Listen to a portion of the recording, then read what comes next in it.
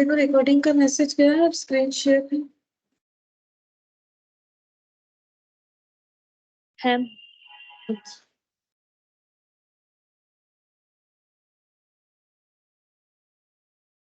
तो देखो हम लोग का जो है पार्टनरशिप में रिटायरमेंट कंप्लीट हो गया था, ठीक है। आज हम लोग डेथ जो है वो स्टार्ट करेंगे, डेथ ऑफ पार्टनर।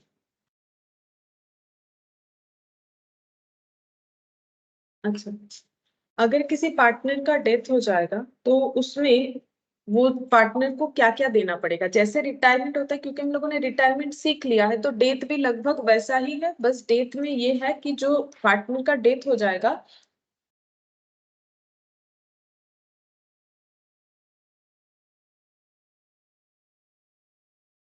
जो पार्टनर का डेथ हो जाएगा, ठीक है, वो तो और नहीं आ सकेगा लेने के लिए, ठीक है। उसका तो डेथ हो गया है, तो उसके बदले कौन लेगा? उसका एग्जीक्यूटर। अब वो भूत बन जाएगा अगर आएगा तो, ठीक है।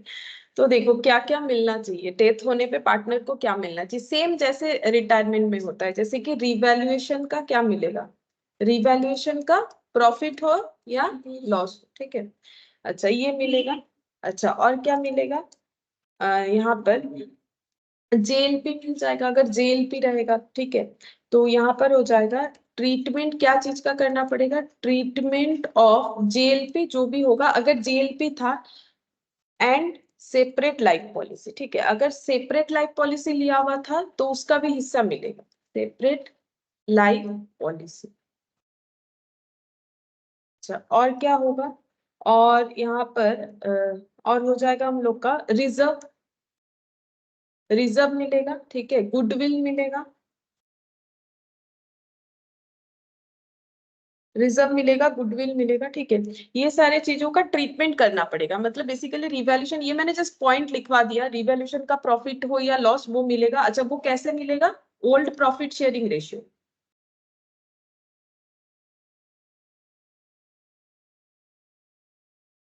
ओल्ड पीएसआर, ठीक है। कैसे मिलेगा? In old PSR.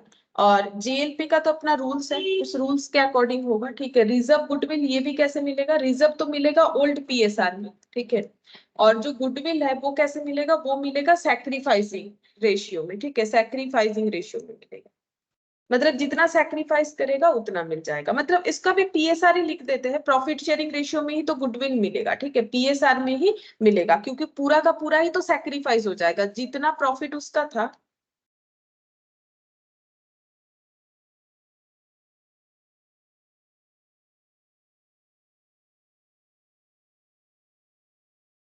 Good evening दर्श।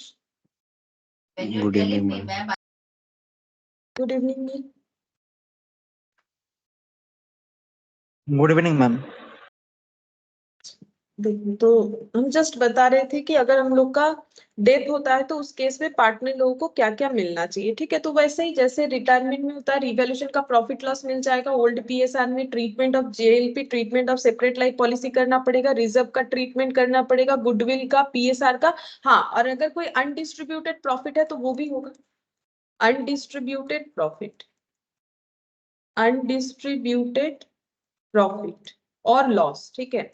वो भी अगर बैलेंस शीट में है तो वो भी कैसे मिलेगा? ओल्ड पीएसआर में मिलेगा। जिस पार्टनर का डेथ हो गया है उसे ओल्ड पीएसआर में मिलेगा। अच्छा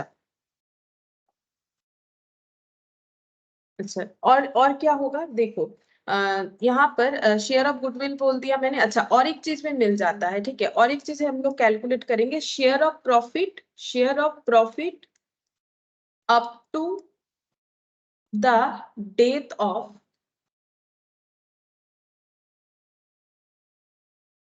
good evening, good evening ma'am.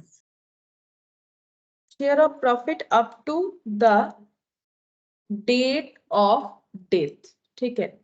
जिस दिन पार्टनर का डेथ हुआ, ठीक है, उस दिन तक का प्रॉफिट कैलकुलेट करना पड़ेगा। जैसे कि मान लो कोई फाइनेंशियल ईयर है जैन टू दिसंबर, ठीक है। मान लो किसी पार्टनर का डेथ हो गया है अक्टूबर में, ठीक है। तो जैन टू अक्टूबर तक का, क्योंकि फाइनेंशियल ईयर तो यहाँ खत्म होने वाला है, दिसंबर में, तो जैन टू अक्टूबर जितना होता है उतने दिन का प्रॉफिट हमें कैलकुलेट करके उस पार्टनर को देना पड़ेगा। वो जितने दिन काम किया था उतने दिन का उसे प्रॉफिट मिल जाएगा, ठीक है। अच्छा, अगर कोई इंटरेस्ट ऑन कैपिटल था तो वो भी मिलेगा। अगर पहले से एग्रीमेंट में लिखा हुआ था कि इंटरेस्ट ऑन कैपिटल मिलना चाहिए, वो भी मिल जाएगा। उनका कैपिटल अकाउंट तो मिल ही जाता है, ठीक है। अगर हाँ, इंटरेस्ट ऑन ड्रॉइंग्स अगर होगा तो वो पार्टनर को देना पड़ेगा। पार्टनर तो देगा नहीं, उसका लीगल एग्जीक्यूटर जो है वो देगा, ठीक है।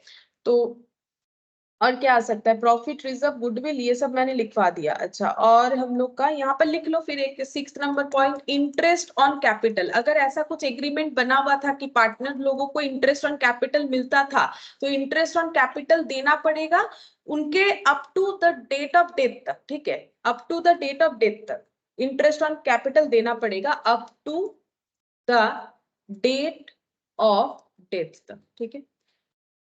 अच्छा, और अगर मान लो कि रिवैल्यूएशन में लॉस हुआ है, देखो प्रॉफिट होने से तो पार्टनर को मिल जाता है, लीगल एग्जीक्यूटर को। लॉस होगा तो लीगल एग्जीक्यूटर को देना पड़ेगा पार्टनरशिप फर्म को, ठीक है। जस्ट ऑपोजिट हो जाएगा, इस तरीके से होगा, ठीक है। अच्छा, अब हम लोगों को ना यहाँ पर एक पॉइंट सीखना पड़ेगा, जैसे कि पार्टनरशिप एक्ट हम लोग जो पढ़ते हैं उसमें एक सेक्शन 37 होता है, उसके अकॉर्डिंग एक रूल्स है जो हमें पहले सीखना पड़ेगा, ठीक है।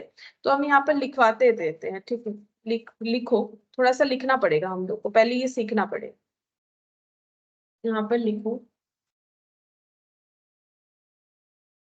एक second.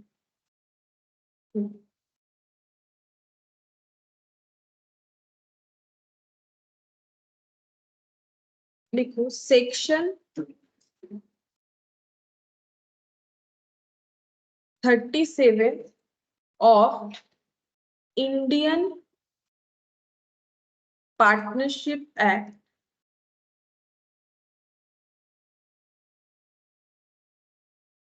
1932। Section 37 of Indian partnership act 1932, actually Indian partnership act के अंदर सेक्शन 37 है, जिसमें कुछ रूल्स बोला गया है जो हमें यहाँ पर फॉलो करना पड़ेगा, ठीक है। तो पहला रूल्स लिखो, outgoing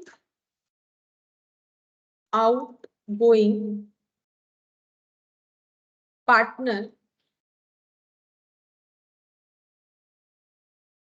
has option to receive interest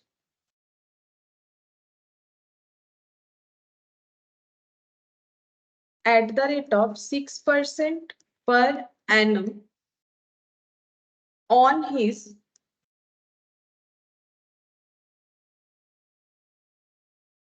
share of property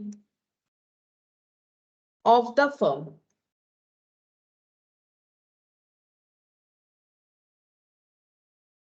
second point, अच्छा इसमें इसको और से जोड़ना है, ठीक है। या तो ये वाला कंडीशन और सेकेंड वाला कंडीशन, और share of profits made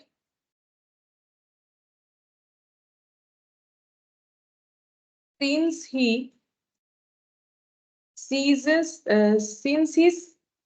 to be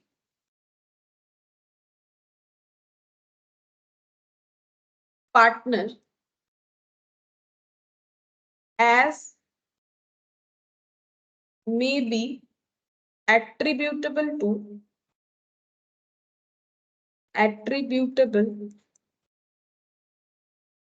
to the use of his share of property, use of his share of property, full stop. फिर नीचे लिखना है whichever is higher, whichever is higher. तो ये वाला point समझेंगे, एक example हम लिखवा रहे हैं, ठीक है। उस एग्जांपल से ये वाला पॉइंट समझेंगे कि सेक्शन 37 इंडियन पार्टनरशिप एक्ट 1932 में क्या बोल रहा है। इस पॉइंट को समझने के लिए एक example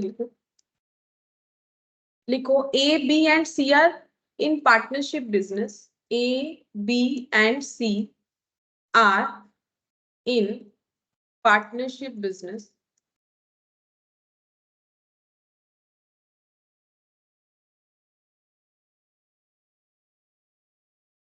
profit sharing ratio comma देके पीएसआर लिख दिया मैंने, पीएसआर इज इक्वल, मतलब 1:1:1, ठीक है, full stop, C diet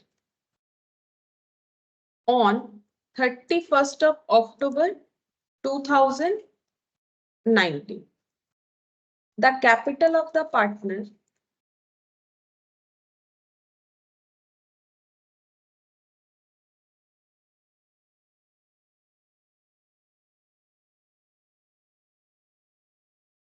after all adjustment to rupees 50,000, rupees 75,000 and rupees 1,20,000. A and B continue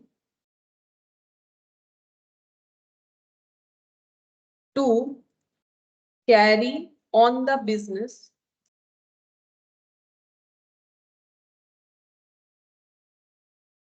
further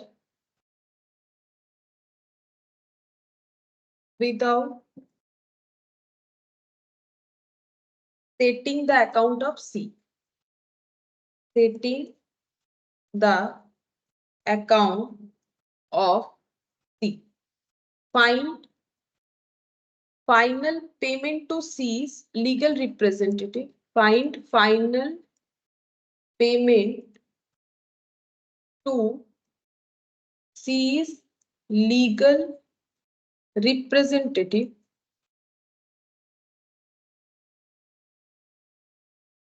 on 1/2/2020, मतलब 1st of Feb 2020. The profit made during the period of 3 months.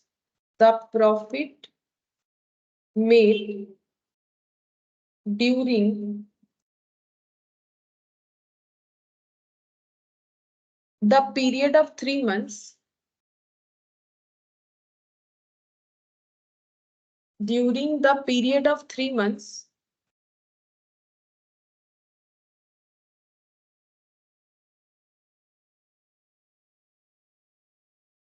period of 3 months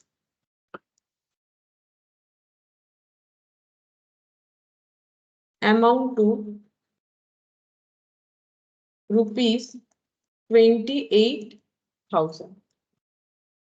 ठीक है, अब ये वाले example से हम लोग section जो 37 है वो समझेंगे, ठीक है। तो यहाँ पर देखिए क्या बोला है, यहाँ पर बोल रहा है कि एबीसी जो है वो तीनों पार्टनरशिप बिजनेस में थे, उनका प्रॉफिट शेयरिंग रेशियो इक्वल था, ठीक है। अब सी का डेथ हो गया, सी का डेथ कब हुआ है, 31 अक्टूबर 2019 को हुआ है। The capital of the partners after all adjustment, मतलब डेथ होने के बाद जब पार्टनर्स कैपिटल अकाउंट बना तो उसमें हम लोगों ने एबीसी तीनों का अकाउंट बनाया, ठीक है। उसमें जब पूरे कैलकुलेशन के बाद सी को कितना पेमेंट करना है वो निकल जाएगा और बचा हुआ कैपिटल निकल जाएगा ए बी का कितना है, ठीक है। तो उसमें देखा गया कि तीनों का कैपिटल कितना आया, ए का आया 50,000, बी का आया कितना 75,000, सी का कितना आया 1,20,000। इसका मतलब सी को कितना उनको दे देना चाहिए था 1,20,000, ठीक है। A and B continue to carry on the business further without setting the account of C. लेकिन ये लोग क्या बोल रहे हैं, C का पेमेंट हम लोग नहीं करेंगे, लेकिन हम B और A बोल रहा है कि अभी हम लोग C का पेमेंट नहीं करेंगे, ठीक है, और हम लोग बिजनेस को आगे कंटिन्यू करते जाएंगे, मतलब 31 अक्टूबर के बाद भी बिजनेस हमारा चलेगा, हम दोनों एज ए पार्टनर बिजनेस करेंगे, लेकिन C को अभी कुछ पेमेंट नहीं कर रहे हैं, ठीक है। तो वो क्या हो जाता है, नॉर्मली अगर पार्टनर जिंदा रहता है रिटायरमेंट में हम लोग उसे क्या करते हैं, लोन बनाते हैं, ठीक है। यहाँ पर क्या होगा, ये देखो बोल रहा है कि find the final payment to C's legal representative. अगर ये लोग सी को 31 अक्टूबर की जगह मतलब उसके लीगल रिप्रेजेंटेटिव को 1 Feb 2020 में पेमेंट करते हैं तो यहाँ पर बोल रहा है कि कितना पेमेंट करना पड़ेगा। Find the final payment of C's legal representative as on 1 Feb 2020, the profit made during the period of 3 months 28,000। इसका मतलब समझाते हैं ये कौन से पीरियड का प्रॉफिट बोल रहा है। तब इस क्वेश्चन को करने के लिए, इस पॉइंट को समझने के लिए हम लोग पहले ऐसे ड्रॉ कर लेते हैं, ठीक है। अच्छा, अब इनका डेथ कब हुआ है, सी का डेथ कब हुआ है, 1 अक्टूबर 31 अक्टूबर, ठीक है, 31 अक्टूबर 2019 को डेथ हुआ है। तो इनका जो फाइनेंशियल ईयर है वो अगर अप्रैल टू मार्च का है तो ये कब शुरू हुआ होगा, 1 अप्रैल 2019 में, और खत्म कब हुआ होगा, 31 मार्च 2020, ठीक है। अच्छा, अब यहां से देखो, यहां से यहां तक कौन कौन थी बिजनेस में, यहां से लेके अगर यहां तक देखोगे तो यहां से यहां तक ए बी और सी, ठीक है। यहां पर आके क्या हो गया, सी का डेथ हो गया, ये सी चला गया, ठीक है, सी इज डेथ, दुनिया छोड़ के चला गया, ठीक है। अब यहाँ पर बच्चे कितने लोग बिजनेस आगे करना चाह रहे हैं, ये लोग, तो कितने लोग बचे, ए और बी, ठीक है, बस ये दोनों बच्चे, ठीक है। अच्छा, अब ये लोग बोल रहे हैं हम लोग सी का पेमेंट कर रहे हैं, कब कर रहे हैं, डेट क्या लगाया मैंने, 1 Feb 2020, ठीक है। तो 1 Feb 2020 यहाँ पर आ जाएगा, ठीक है। तो यहाँ पर देखो 1 Feb 2020 को इन्होंने सी का पेमेंट किया, ठीक है। यहाँ पर पेमेंट कर दिया, पेमेंट टू एग्जीक्यूटिव, ठीक है, या रिप्रेजेंटेटिव जो भी लिखो, ठीक है। तो सी के लीगल रिप्रेजेंटेटिव को यहाँ पर पेमेंट किया, ठीक है, लेकिन उनको पेमेंट कब कर देना चाहिए था, यहीं पर, ठीक है, क्योंकि अब वो बिजनेस में है नहीं, तो उनका जो भी है अप टू यहाँ तक पूरा कैलकुलेट करके दे दो, बट इन्होंने डिले किया। इन्होंने डिले कितने दिन किया, 31 अक्टूबर से 1 Feb, कितना दिन होता है, अक्टूबर का तो एंड है, अक्टूबर तो एंड है, नवंबर दिसंबर जैन और फेब का स्टार्टिंग है, 3 months, ठीक है। तो इन्होंने क्या किया, 3 months बाद पेमेंट किया, ठीक है, 3 months आफ्टर, ठीक है, after payment to C's legal representative, ठीक है। तो ये 3 months वही बता रहा है कि इन्होंने पेमेंट नहीं किया, सी का पेमेंट सेटल नहीं किया, और 3 months बिजनेस कंटिन्यू कर लिया, उसके बाद पेमेंट करने का सोचा, और ये 3 months में इन्होंने कितना प्रॉफिट कमाया, इस पीरियड में प्रॉफिट कितना हुआ है इनका, 28,000। तो यहाँ पर लिख देते हैं प्रॉफिट हुआ है इस पीरियड में 28,000, ठीक है। अब हम लोग को ये जो सेक्शन हम लोगों ने लिखा है ना, सेक्शन 37, ये हमें क्या बोल रहा है, देखो, अब प्रॉफिट कैसे कमाते, बिजनेस में जो कैपिटल है उससे प्रॉफिट कमाते, ठीक है। क्या इस प्रॉफिट में सी का कैपिटल इंक्लूड है कि नहीं, लेकिन उसका पैसा दिया कहाँ है वापस, तो पैसा तो है, डेथ हो गया, वो दुनिया में नहीं है, फिजिकली वो प्रेजेंट नहीं है क्योंकि वो मर गया, लेकिन क्या उसका कैपिटल है कि नहीं है, क्योंकि कैपिटल है, क्योंकि यहाँ पर तो हम लोगों ने उनको पेमेंट ही नहीं किया, पेमेंट नहीं किया तो उसका पैसा तो इनके पास ही पड़ा हुआ है। तो ये जो प्रॉफिट, ये प्रॉफिट जो अर्न हुआ वो तीनों के कैपिटल को यूज करके हुआ, जबकि होना चाहिए था सिर्फ 2 के कैपिटल का, क्योंकि सी तो नहीं था। अच्छा, अब सी तो मतलब सी कुछ नहीं बोलेगा, लेकिन सी का लीगल रिप्रेजेंटेटिव जो है वो तो बोल ही सकता है कि आपने सी का प्रॉफिट यूज किया, तो सी को भी इस पीरियड का प्रॉफिट दीजिए, ठीक है। तो देखो यहाँ पर क्या लिखा हुआ है, सेक्शन 37 हमें क्या बोल रहा है, ये देखो, outgoing partner has option to receive interest at the rate of 6% on his share of property of the firm, ठीक है। फर्म में उनका जो प्रॉपर्टी है, प्रॉपर्टी मतलब जो उन्हें देना चाहिए था, एक्चुअली सी का प्रॉपर्टी इसमें कितना लगा हुआ है, 1,20,000, ठीक है। दो ऑप्शन है, या तो आउटगोइंग जो पार्टनर है वो रिसीव कर ले 6% इंटरेस्ट, उनका प्रॉपर्टी जो उन्होंने दे रखा है फर्म को, मतलब फर्म ने नहीं लौटाया, ठीक है, उसके ऊपर 6% इंटरेस्ट मिल जाएगा, या फिर और share of profits made since he ceases to partner as may be attributable to the use of his share of the property. हम समझाते हैं ये लिख के, तो दोनों पॉइंट समझ में आएगा, ठीक है। पहले एक 6% वाला केस बोला है, वो देखो कैसे होगा। अब यहाँ पर हम लोग .1 लिखेंगे, ठीक है। अब सी का लीगल रिप्रेजेंटेटिव बोल रहा है कि हमें ये जो आप लोगों ने 3 महीने का पैसा वापस नहीं किया, क्या हो रहा है,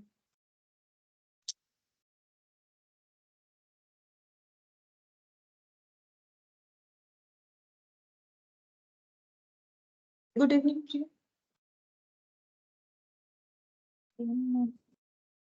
देखो तो यहाँ पर क्या बोला है, सी का जो लीगल रिप्रेजेंटेटिव है वो क्या बोल रहा है, वो बोल रहा है या तो हमें इंटरेस्ट दे दीजिए कितना, ये देखो ये पॉइंट पढ़ो, इंटरेस्ट मिलेगा 6%। अब कैसे मिलेगा वही हम बता रहे हैं, आउटगोइंग पार्टनर को इंटरेस्ट मिलेगा 6% पर एनम करके, तो या तो इंटरेस्ट दे दीजिए eight the rate of 6% per annum, तो कितना हो जाएगा, किस पे इंटरेस्ट मिलेगा, जो पैसा इन्होंने सी को नहीं लौटा के यूज किया वो कितना अमाउंट है, 1,20,000। ठीक है, 1,20,000 पे 6% इंटरेस्ट दे दीजिए। अब इंटरेस्ट कितने दिन का मिलेगा, जितना दिन ये पैसा यूज हुआ, कितने दिन हुआ, 3 मंथ लिखा हुआ तो है 3 मंथ। ठीक है, तो 3/12 तो कितना हो जाएगा, कैलकुलेट करके देख,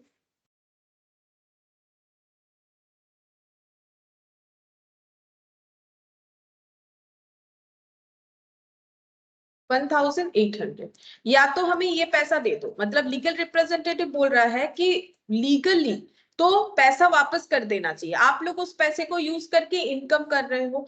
तो सेक्शन ये बोल रहा है कि देखो मुझे पार्टनरशिप एक्ट पता है, वहां पर सेक्शन 37 में बोला हुआ है अगर आप लोग पार्टनर डिजीज पार्टनर को उनका जो प्रॉपर्टी है वो नहीं रिटर्न करते हो तो आप लोगों को उस प्रॉपर्टी जितना दिन आप लोग यूज कर रहे हो उस पर इंटरेस्ट देना पड़ेगा 6% पर एनम। या फिर दूसरा भी ऑप्शन है, क्या ऑप्शन है, दूसरे ऑप्शन के अकॉर्डिंग जो है प्रॉफिट जितना भी इन्होंने अर्न किया है, ठीक है, ये देखो दूसरा ऑप्शन क्या लिखा हुआ है, शेयर ऑफ प्रॉफिट्स मिलना चाहिए। ठीक है, तो शेयर ऑफ प्रॉफिट्स कैसे मिलेगा, ये 3 मंथ्स में कितना प्रॉफिट अर्न हुआ है, 28,000। ठीक है, तो प्रॉफिट इस 3 मंथ्स में कितना अर्न हुआ है पहले वो चेक करेंगे, प्रॉफिट फॉर 3 मंथ्स 28,000। ठीक है, इसमें कौन कौन सा कैपिटल इंक्लूडेड है, बाय यूजिंग कौन कौन सा कैपिटल है, by using A plus B plus C capital. ठीक है, यहाँ पर सभी का कैपिटल यूज हुआ है। अच्छा, तो वो अमाउंट कितना है, ये 28,000 प्रॉफिट जो है वो कितना कैपिटल जोड़ के मिला है, तो कैपिटल कितना कितना है मैंने लिखवाया है 50, 75 और 1,20,000 ऐड करो, 50, 75 और 1,20,000,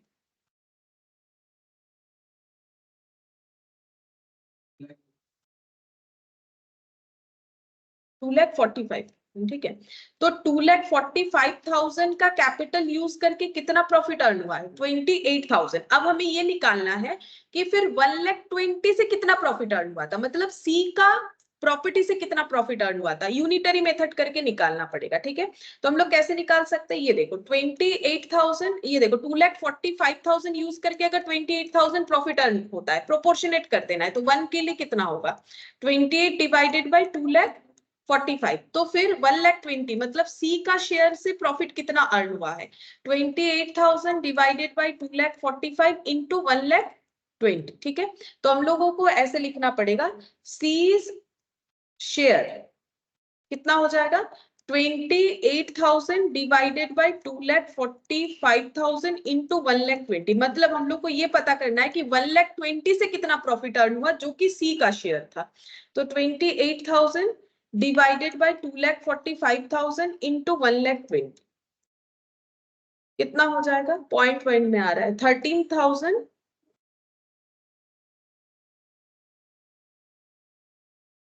एक बार ठीक से कैलकुलेट करो, 13 तो नहीं आना चाहिए, कुछ और आना चाहिए, शायद मेरा गलत कैलकुलेशन।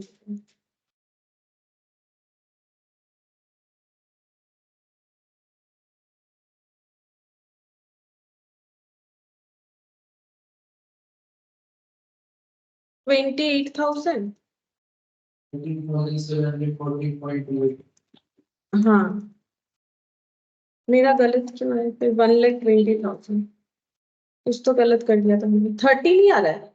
अच्छा 13,714, ठीक है 13,714 ही आ रहा है। अच्छा ठीक है, तो ये आ रहा है। ठीक है, अब क्या लिखवाया है मैंने, देखो दोनों पॉइंट तो मैंने बता दिया, दोनों पॉइंट में क्या बोला है। अब यहाँ पर मैंने क्या लिखा है, विच एवर इज हायर, जो ज्यादा है वही अमाउंट मिलेगा, तो कौन सा मिलना चाहिए, 0.1 के अकॉर्डिंग या 2 के अकॉर्डिंग,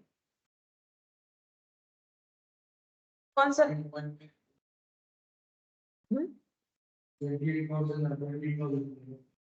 कितना मिलेगा, ये जो आंसर आ रहा है ये मिलेगा ना, इसमें से जो हायर है वो मिलेगा। कितना मिलेगा? 1800 मिलना चाहिए या 13714? सोचो कि कौन सा लेगा। जो लीगल रिप्रेजेंटेटिव वो तो ज्यादा ही लेगा, रूल्स भी बताया है, विच एवर इज हायर, तो वो कौन सा अमाउंट लेके जाएगा? ये वाला लेके जाएगा। ऐसे करके हमें कैलकुलेट करके देखना है कि जो हायर अमाउंट होगा वो लीगल रिप्रेजेंटेटिव लेके जाएगा। ठीक है, तो हम लोग यहाँ पर लिखेंगे इस तरीके से आंसर कि option two is beneficial for C's legal representative.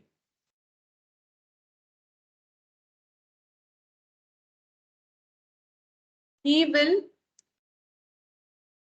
necessarily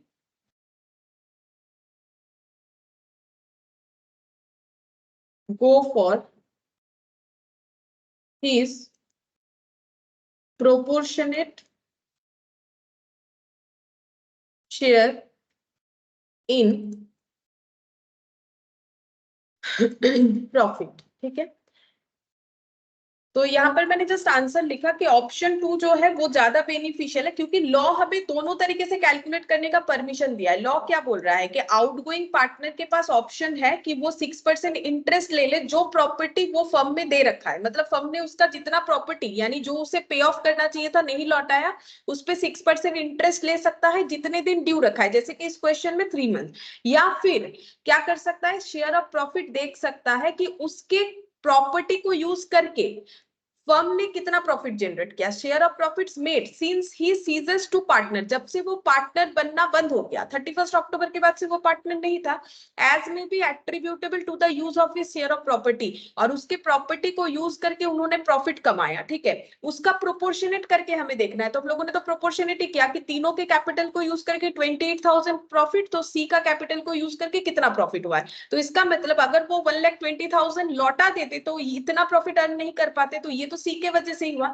तो ये दोनों में से जो हायर होगा वही उसके लीगल एग्जीक्यूटर्स को हमें देना पड़ेगा। तो वो तो कैलकुलेट करने से पता चलेगा कौन सा अमाउंट हायर है। ठीक है, जो हायर है वही मिल जाएगा उसके लीगल एग्जीक्यूटर को। ठीक है, या फिर लीगल रिप्रेजेंटेटिव को। इस तरीके से कैलकुलेट होना चाहिए। तो सेक्शन 37 जो है, कभी कभार इससे छोटा मोटा क्वेश्चन आ सकता है कि सेक्शन 37 पार्टनरशिप एक्ट को अप्लाई करके ऐसा कुछ क्वेश्चन दे सकता है, उसको हमें सॉल्व करना पड़ सकता है कि कैसे करके कैलकुलेशन होगा। ठीक है, तो ये मैंने इसीलिए लिखवाया। नॉर्मली लॉन्ग क्वेश्चन में ये नहीं रहता है, अगर ये आएगा तो इंडिविजुअली आएगा। ठीक है, नॉर्मली नहीं रहता है। फिर भी अगर अब पंच करते तो वैसा तो कुछ बोल नहीं सकते, गारंटी नहीं है। तो फिर देखना पड़ेगा कि अगर सेक्शन 37 हमें बोला है तो ये रूल्स फॉलो करना पड़ेगा। ये कब एप्लीकेबल होता है, अगर डिजीज्ड पार्टनर मतलब जिसका डेथ हो गया उसका जो प्रॉपर्टी है, मतलब उसको जितना पैसा हमें रिटर्न कर देना चाहिए सारे चीजों को मिला के, क्या क्या उसको रिटर्न मिलना चाहिए, ये सब का टोटल अगर हम लोग रिटर्न नहीं करके खुद यूज कर रहे हैं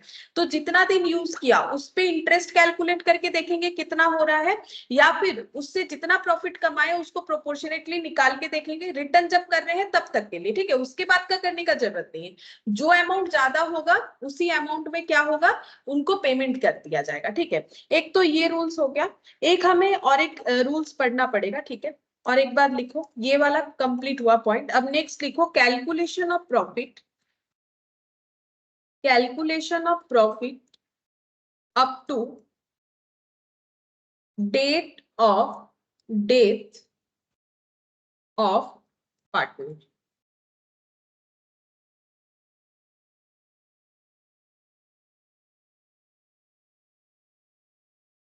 ठीक है, देखो यहाँ पर हम लोग क्या सीखेंगे।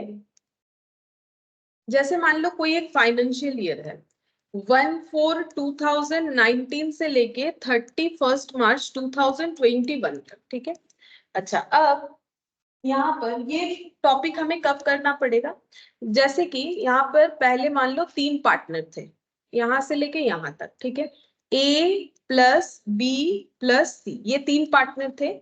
तो ये ईयर हम दिखाते हैं यहाँ तक 31 मार्च 2020 तक। ठीक है, अच्छा इसके बाद फिर नेक्स्ट ईयर आया, तो नेक्स्ट ईयर हम ऐसे बना देते हैं।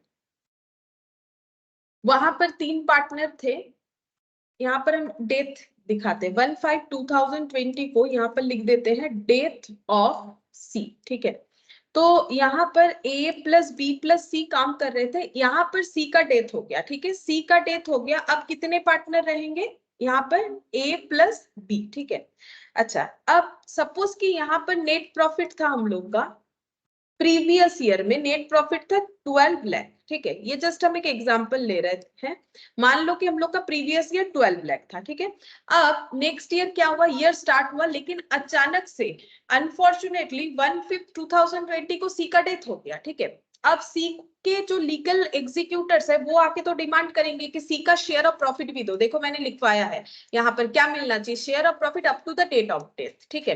तो ये लोग क्या बोलेंगे, फाइनल अकाउंट्स यहाँ तो एक बार बना ही था, तब तो पार्टनर लोगों में सारी चीज डिस्ट्रीब्यूट हुआ होगा। जब यहाँ फाइनल अकाउंट्स बना था तब यहाँ पर ट्रेडिंग भी बना होगा, ठीक है, पीएल भी बना होगा, पीएल एप्रो भी बना होगा और बैलेंस शीट भी बना होगा। अब ये ईयर खत्म होता तब तो जाके फिर से trading, PL appro balance sheet बनता, लेकिन बीच में इनका डेथ हो गया। अब क्या करना है, अब अगर शेयर ऑफ प्रॉफिट देखना है कि सी को कितना मिलना चाहिए, ठीक है, तो वो कैसे कैलकुलेट करेंगे कि सी को कितना शेयर ऑफ प्रॉफिट मिलना चाहिए? ये तो बड़ा मुश्किल बात है, क्योंकि हम लोग को प्रॉफिट कब पता चलता है, बिजनेस का प्रॉफिट पीएल बनाने में पता चलता है, लेकिन पीएल तो ईयर एंड में बनाते हैं सारे डेटा को इकट्ठा करके। तो अभी तो हमारे पास जस्ट इतने टाइम पीरियड का डेटा है, तो हम लोग कैसे पता करें कि कितना प्रॉफिट हुआ था इस कुछ मंथ में, ताकि हम लोग सी को उसका पोर्शन दे पाए। तो उसके लिए हमें दो रूल्स बताया गया है। एक होता है हम लोग इसको टाइम बेसिस पे कैलकुलेट कर सकते हैं, लिखो दो मेथड है इसको कैलकुलेट करने का।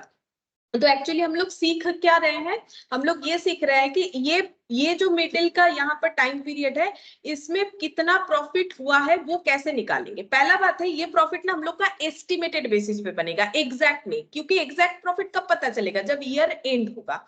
उसके पहले हम लोग प्रॉफिट कैलकुलेट कर रहे हैं, तो ये एस्टिमेटेड है, एक्चुअल बेसिस नहीं है, ठीक है। तो हम लोग एस्टिमेटेड प्रॉफिट निकालेंगे। यहाँ पर कैसा प्रॉफिट निकलेगा, एस्टिमेटेड प्रॉफिट निकलेगा, ठीक है, एक्चुअल प्रॉफिट नहीं निकलेगा, नॉट एक्चुअल प्रॉफिट, ठीक है। एक्चुअल प्रॉफिट निकलना पॉसिबल नहीं है, एस्टिमेटेड प्रॉफिट निकलेगा, ठीक है। अच्छा, अब उसके लिए हमारे पास दो मेथड अवेलेबल है, एक है टाइम बेसिस मेथड और सेकेंड है हम लोग का टर्नओवर और सेल्स मेथड। टर्नओवर और सेल्स बेसिस, टाइम बेसिस और टर्नओवर और सेल्स बेसिस, ये दोनों बेसिस से हमें कैलकुलेट करके देना है, ठीक है। अच्छा, टाइम बेसिस का मतलब क्या होता है, यहाँ पर लिखो, टाइम बेसिस का मतलब होता है it is assumed that profit has been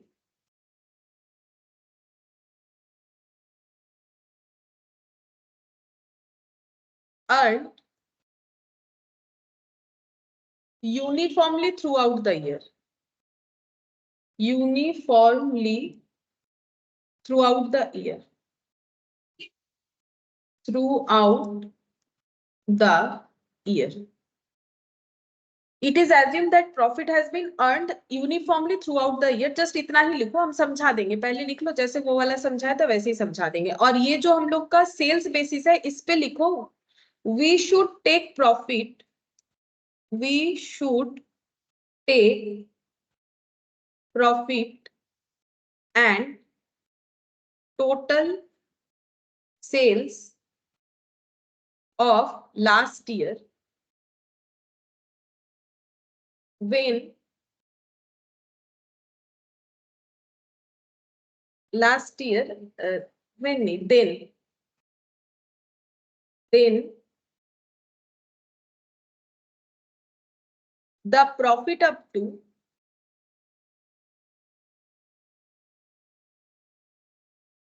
the date of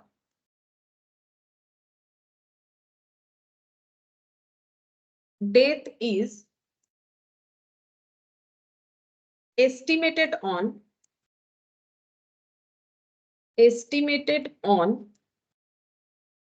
the basis of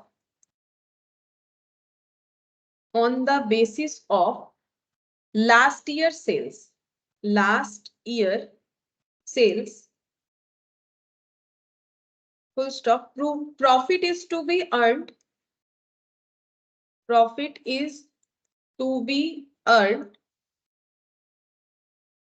uniformly at the same rate,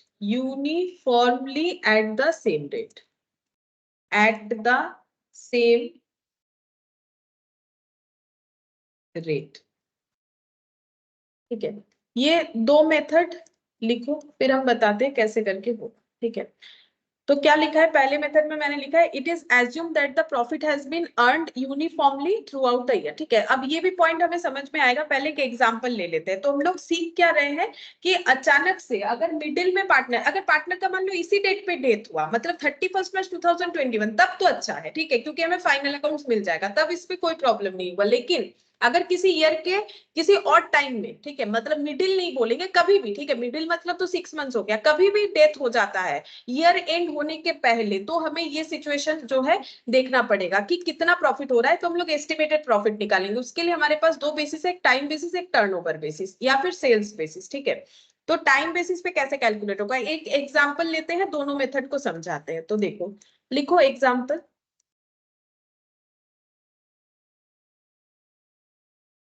Arun, Tarun and Neha are partners with PSR 3:1. Neha dies on 31st of May 2020. Sales for 2019-20 amount to rupees 4 lakh, and profit on sales is rupees 60,000. Account closed on 31st of March every year. Sales from 1/4/20 से लेके 31st May 20 is 1 lakh. ये example से हम लोग ये वाला point सीख पाएंगे। तो देखो, लिख लो, फिर बताते हैं।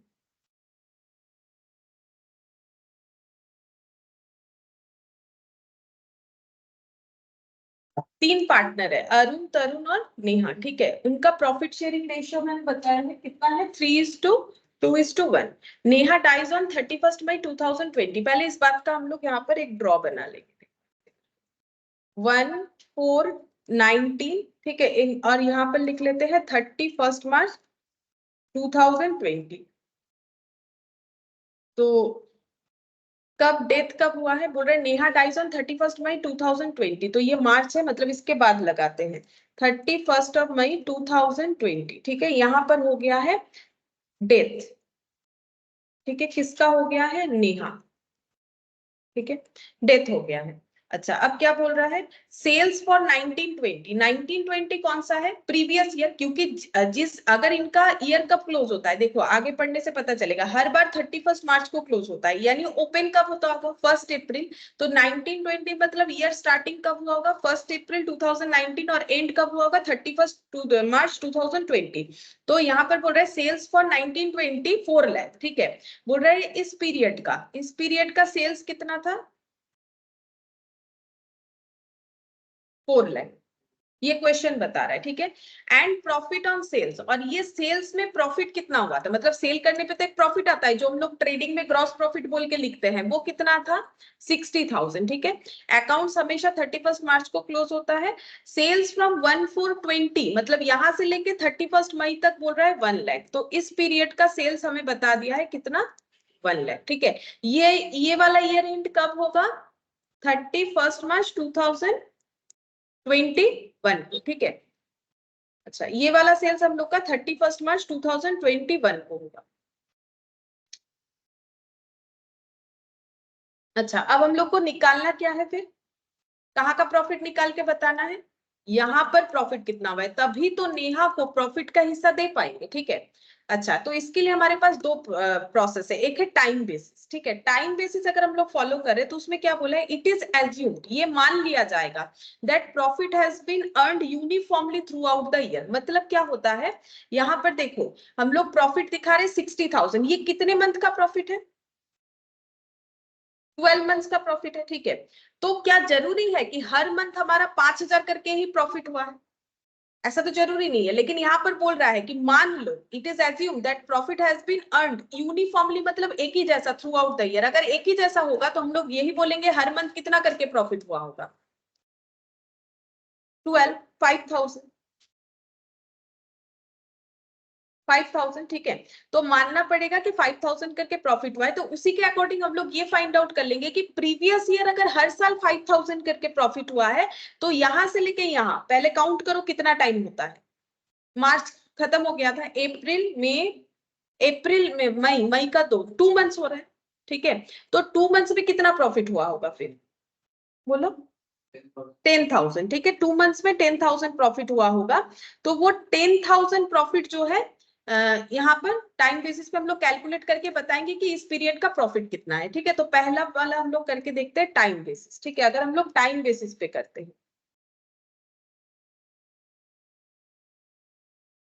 टाइम बेसिस पे करने से क्या आ जाएगा,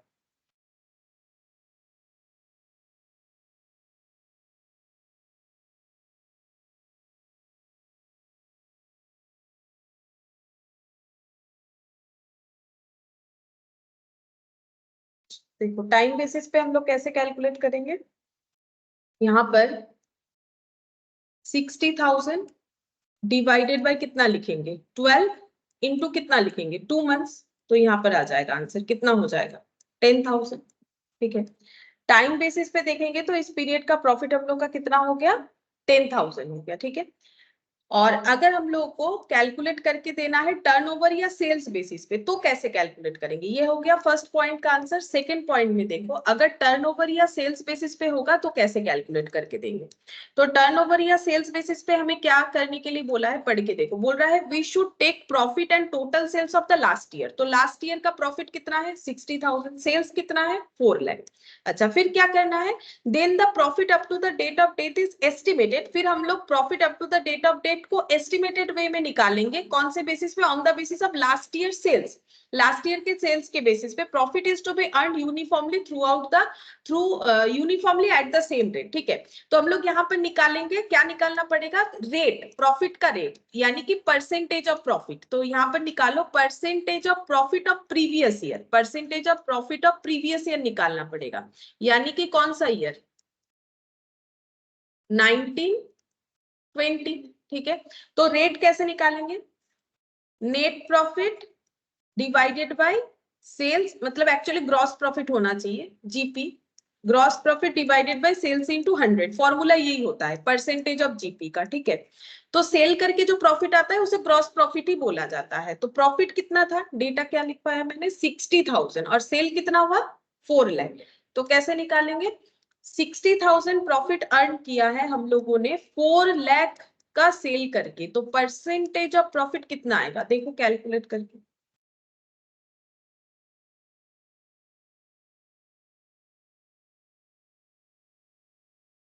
15%, ठीक है। अच्छा, अब इसी रेट के बेसिस पे हम लोग सेल्स निकाल लेंगे, वो 2 मंथ्स वाला, ठीक है। तो हम लोग यहाँ पर लिखेंगे profit on sales from next year का। नेक्स्ट ईयर कब स्टार्ट हुआ था, 1/4/20 से स्टार्ट हुआ था, लेकिन इनको सी के डेथ, सॉरी नेहा के डेथ के वजह से इनको कब कब जाके फिर से प्रॉफिट कैलकुलेट करना पड़ा, कब तक के लिए, 31 मई 2020 तक का हम लोग क्या निकालेंगे, प्रॉफिट निकालेंगे। तो इस पीरियड का ना हमें सेल्स पता है, देखो क्वेश्चन में दिया हुआ है इस पीरियड का सेल्स क्या दिया हुआ है, कितना, 1 लाख, ठीक है। तो 1 लाख पे हम लोग 15% लगाएंगे तो हमें पता चल जाएगा प्रॉफिट कितना है। तो यहाँ पर लिखते हैं प्रॉफिट कितना हो जाएगा, 1 लाख इंटू 15%, कितना होगा, 15,000, ठीक है। तो इसका मतलब हम लोगों ने एस्टिमेट कर लिया, क्या एस्टिमेट किया पता है, हम लोगों ने ये मान लिया कि प्रीवियस ईयर अगर 15% प्रॉफिट था तो इस बार भी 15% ही हुआ होगा, क्योंकि हम लोग कंक्लूजन में नहीं आ सकते हैं, ईयर एंड नहीं हुआ है। तो हम लोगों ने एस्टिमेट ऐसा किया ये एजम्पशन के साथ कि पिछले साल जो रेट ऑफ प्रॉफिट था इस बार भी अगर उतना ही होता है तो ये जो 1 लाख का सेल हुआ था उनके डेथ के पहले तक, उस फाइनेंशियल ईयर में जिस ईयर में उनका डेथ हुआ था, तो उसमें प्रॉफिट 1 लाख पे कितना हुआ होगा, 15,000। अब इसमें नेहा का शेयर निकालेंगे, ये तो टोटल प्रॉफिट है, तो नेहा शेयर ऑफ प्रॉफिट कितना हो जाएगा, 15,000 इंटू 1/6 जो इनका शेयर है 1/6। अब देखो कितना आता है,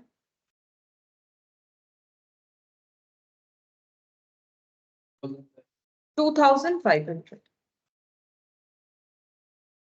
ठीक है, 2,500 आ गया। अब इसमें कुछ हायर और लोअर का नहीं है, ये दो अलग अलग मेथड है जिस मेथड से हम लोग एस्टिमेटेड प्रॉफिट निकाल सकते हैं। कब एस्टिमेटेड प्रॉफिट निकालेंगे, अगर फाइनेंशियल ईयर एंड होने के पहले ही कभी किसी पार्टनर का डेथ हो जाता है तब निकालेंगे।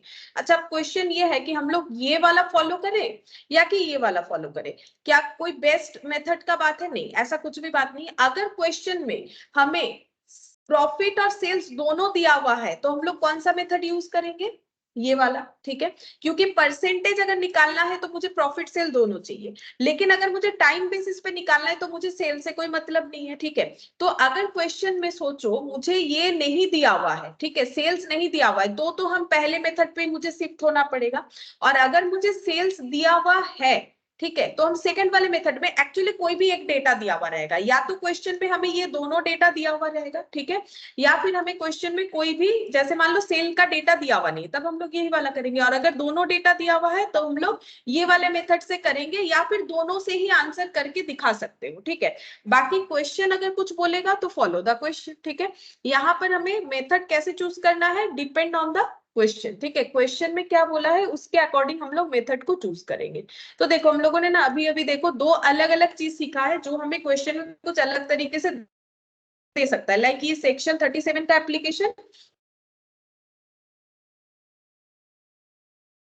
उनका शेयर अगर हम लोग नहीं दे रहे हैं बाई चांस, तो जितना दिन यूज किए हैं उसके अगेंस्ट में हमको कितना देना पड़ेगा, या तो 6% इंटरेस्ट दे देंगे उतने शेयर पे, या फिर हम लोग क्या करेंगे, प्रोपोर्शनेटली देखेंगे कि उनका शेयर यूज करके हम लोगों ने कितना प्रॉफिट अर्न किया है, उस प्रॉफिट को उनको हमें चेक करना पड़ेगा और उस हिसाब से उनको प्रॉफिट देना पड़ेगा। लेकिन इसमें है कि ये दोनों में से जो हायर वैल्यू देगा वही वाला पेमेंट होगा। फिर हम लोगों ने क्या सीखा कि एस्टिमेटेड प्रॉफिट हमें निकालना पड़ सकता है अगर कभी भी ड्यूरिंग द ईयर किसी पार्टनर का डेथ हो जाए, तो उसमें हम लोग दो बेसिस निकालेंगे, टाइम और टर्नओवर। दोनों में एक चीज तो कॉमन है, हम लोग प्रीवियस ईयर के बेसिस पे ही काम को कर रहे हैं। हम लोग ये मानेंगे कि प्रीवियस ईयर में अगर हमारा प्रॉफिट जो है यहाँ पर, अच्छा ये मैंने 12, अच्छा ये मैंने एग्जांपल के तौर पे लिखा था, यहाँ तो कुछ और लिया था एग्जांपल। चलो अगर मेरा प्रॉफिट 60,000 है, ठीक है, तो हम लोग ये मान लेंगे कि ये 12 मंथ्स का एक ही जैसा है, जबकि ऐसा जरूरी नहीं है, यूनिफॉर्मली प्रॉफिट है तो 2 मंथ्स का कितना होगा।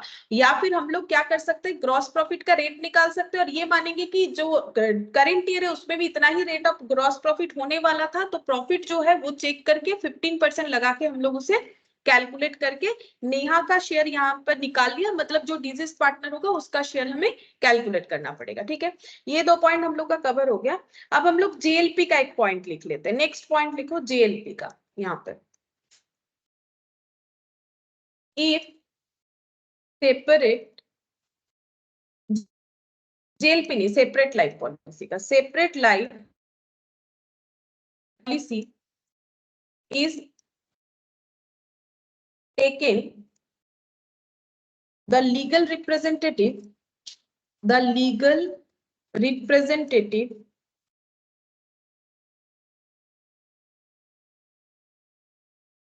the legal representative of deceased partner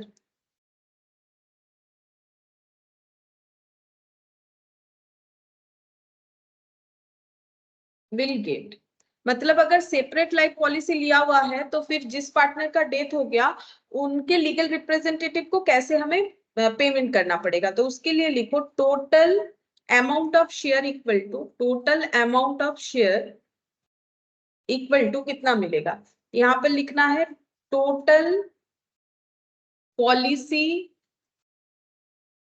value of his or her own plus surrender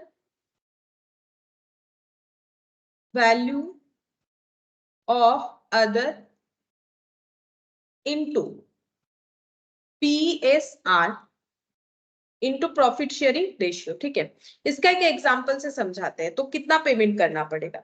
अच्छा, अब यहां पर लिखते हैं, एग्जाम्पल लिखो, 3 पार्टनर लिख लेते हैं, ए, बी और सी। ठीक है, अच्छा एक सेकंड, इसमें क्या अमाउंट लिखे यहां से देखते हैं। सेपरेट लाइफ पॉलिसी,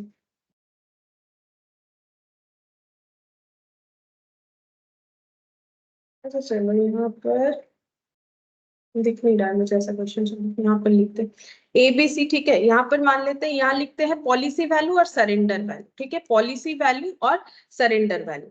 अच्छा, पॉलिसी वैल्यू जो है, मान लेते हैं ए का डेथ हो गया, ए इज डाइड। ठीक है, ए का डेथ हो गया, ए का पॉलिसी वैल्यू था 3 लाख। ठीक है, अच्छा, और सरेंडर वैल्यू था मान लो 40,000। ठीक है, बी का पॉलिसी वैल्यू था 4 लाख, सरेंडर वैल्यू था मान लो यहाँ पर 10,000। ठीक है, अच्छा ये इसका थोड़ा कम कर देते हैं, ये कर लेते हैं हम लोग 5,000। अच्छा, यहाँ पर है पॉलिसी वैल्यू मान लो 5 लाख और सरेंडर वैल्यू है 20,000। ठीक है, अच्छा ए का डेथ हो गया है। अब ए को जो है सेपरेट, ये सब सेपरेट लाइफ पॉलिसी है। ठीक है, ये कैसे लाइफ पॉलिसी है? सेपरेट लाइफ पॉलिसी, ये सब सेपरेट लाइफ पॉलिसी है। तो ए के डिजीज्ड जो ए के जो लीगल एग्जीक्यूटर्स है, उनको सेपरेट लाइफ पॉलिसी का कितना पोर्शन मिलेगा? तो हम लोग कैसे निकालेंगे? टोटल अमाउंट ऑफ शेयर कितना हो जाएगा? देखो मैंने लिखवाया टोटल पॉलिसी। देखो लॉजिकली सोच के देखो, अगर ए का डेथ हो गया तो ए को क्या मिलेगा? पॉलिसी वैल्यू, तो 3 लाख। ठीक है, अच्छा बाकियों का अगर सेपरेट लाइफ पॉलिसी है तो बाकी का तो पॉलिसी चल रहा है, बंद तो नहीं होगा, वो तो ज्वाइंट लाइफ में होता है। लेकिन एक रूल्स जो बता दिए उसके अकॉर्डिंग क्या होगा, बी और सी का जो सरेंडर वैल्यू है ऑन दैट मोमेंट, वो हमें एड ऑन करना पड़ेगा। कितना हो जाएगा? Surrender value of other partner B और सी है, सरेंडर वैल्यू बी का कितना है? 10,000, सी का कितना है? 20,000। ये पूरा टोटल करना पड़ेगा और इसका जो शेयर ए को मिलेगा, अब ए का हम लोग प्रॉफिट शेयरिंग रेशियो लिख लेते हैं, A is to B is to C, हम ऐसे लिख लेते हैं 1:2:1। ठीक है, तो कितना हो जाएगा? ए का 1/, नहीं इसको 3 कर लो, नहीं 3 नहीं, एक सेकेंड, 5 करना है मुझे, इसको हम 2 कर लेते हैं, तब हो जाएगा 1/, कितना हो रहा है? 5। ठीक है, तो देखो कितना हो रहा है, 3,30,000 इंटू 1/5 कितना हो जाएगा? 66,000। ठीक है,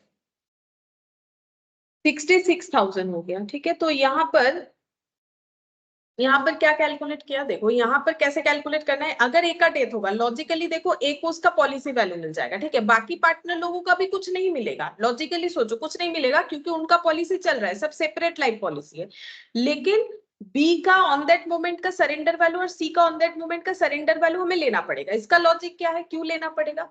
क्योंकि यहाँ पर जो प्रीमियम भरा जा रहा था वो भले ही सेपरेट लाइफ पॉलिसी हो, लेकिन प्रीमियम कहाँ से जा रहा था? बिजनेस से जा रहा था। तो बिजनेस तो तीनों मिलके कर रहे थे। ठीक है, तो इसका मतलब कि जब ए का डेथ हुआ तब ये देखा जाएगा कि अगर बीसी का ये मतलब बीसी भी इस टाइम पे पॉलिसी को रोक देते हैं तो कितना मिलेगा? मिनिमम उनको 10,000 20,000, और इस पे ए का मेहनत भी शामिल है, इसीलिए ए को अपना पॉलिसी वैल्यू तो पूरा मिलेगा ही मिलेगा, मतलब पूरा नहीं मिल रहा है एक्चुअली, उसमें उसका शेयर मिलेगा। तो 3 लाख जो है वो तो इंश्योरेंस कंपनी से आ जाएगा, बाकी ये तो अमाउंट लेके बाकी अदर पर्सन का, अदर पार्टनर्स का सरेंडर वैल्यू लेके हमें जो डिजीज पार्टनर है उसका शेयर ऑफ प्रॉफिट से चेक करना पड़ेगा, कितना हो रहा है उतना ही उनको मिलेगा। ठीक है, ये भी रूल्स है, इस रूल्स के अकॉर्डिंग ही हमें चलना पड़ेगा। ठीक है, तो अब जितना भी रूल्स था मैंने लगभग सारे ही बता दिए। ठीक है, अच्छा अब देखो यहाँ पर ये वाला पॉइंट देखते हैं। देखो यहाँ पर क्या दिया, ये जस्ट समझा देंगे, ज्यादा इसमें कुछ हमें पढ़ना नहीं है। देखो, in case of partners generally get joint life policy name of all partner. If partner expires मतलब डेथ हो जाता है, then partners are entitled for share of JLP. तो जेएलपी का शेयर तो उनको मिलता ही है, वो तो जैसे रिटायरमेंट में मिलता है, यहाँ पर भी सेम ट्रीटमेंट होगा, कुछ अलग नहीं। तो वहां पर हम लोगों ने क्या क्या पढ़ा था, JLP as an expense, as an asset and liability. तो जो जेएलपी एज एन प्रीमियम है, ये वाला क्या है, एक्सपेंस, नाम बदल दिया है, same treatment. JLP as an surrender value, surrender value में क्या रिकॉर्ड करते हैं, एसेट साइड में रिकॉर्ड करते हैं सरेंडर वैल्यू को। और JLP as reserve method, reserve method मतलब एसेट एंड लाइबिलिटीज, कुछ भी फर्क नहीं है, सेम मेथड है, सिर्फ नाम चेंज कर दिया है। और वो देखो हम प्रूफ करके भी दिखाते हैं। यहाँ पर जो छोटा छोटा मेथड्स दिया है उसको हम जस्ट तुम लोग को एक बार दिखा देते हैं, ये ऑलरेडी तुम लोगों ने किया हुआ है। देखो यहाँ पर सिर्फ देखने से ही होगा। If joint life policy does not appear in balance sheet, अगर joint life policy balance sheet में नहीं अपीयर कर रहा है तो कौन सा मेथड फॉलो हो रहा है, एक्सपेंस, मतलब यहाँ पर प्रीमियम मेथड, प्रीमियम एक्सपेंस है ना, इसीलिए। Then the firm will gain on the death of partner, firm को क्या होगा, जिस दिन पार्टनर, अब डेथ हो रहा है तो यहाँ पर क्या मिलेगा, पॉलिसी वैल्यू मिल जाएगा। जैसे यहाँ पर एबीसी 3 पार्टनर है जिनका प्रॉफिट एंड लॉस रेशियो क्या है, 5:3:2। दे टू के जॉइंट लाइफ पॉलिसी ऑफ कितना, 1 लाख। अब एक का अगर डेथ हो गया तो कितना मिल जाएगा, 1 लाख आ जाएगा।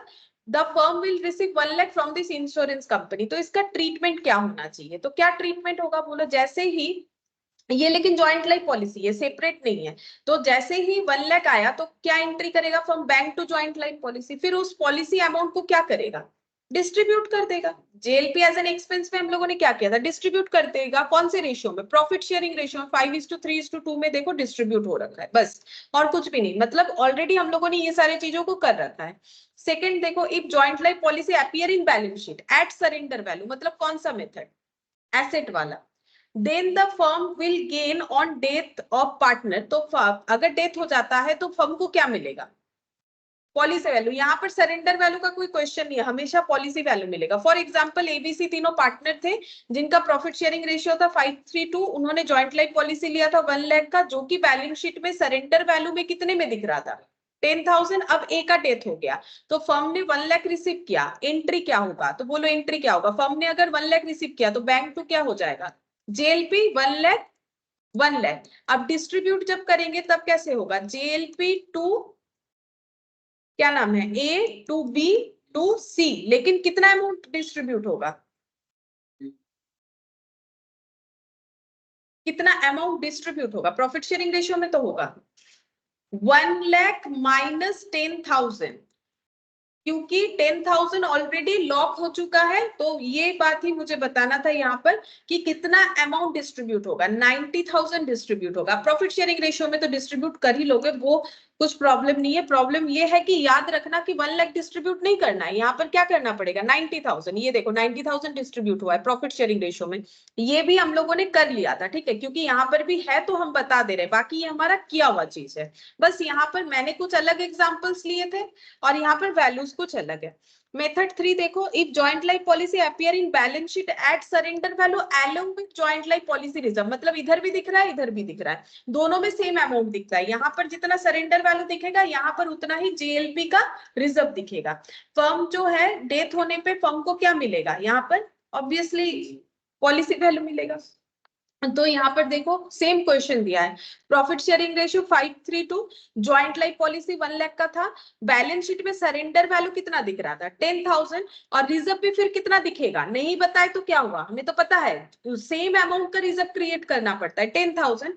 अब अगर एक का डेथ हो गया तो फर्म को कितना मिलेगा 1 लाख, तो एंट्री होगा bank to joint life policy. अब डिस्ट्रीब्यूट कितना होगा, डिस्ट्रीब्यूट हम लोग का,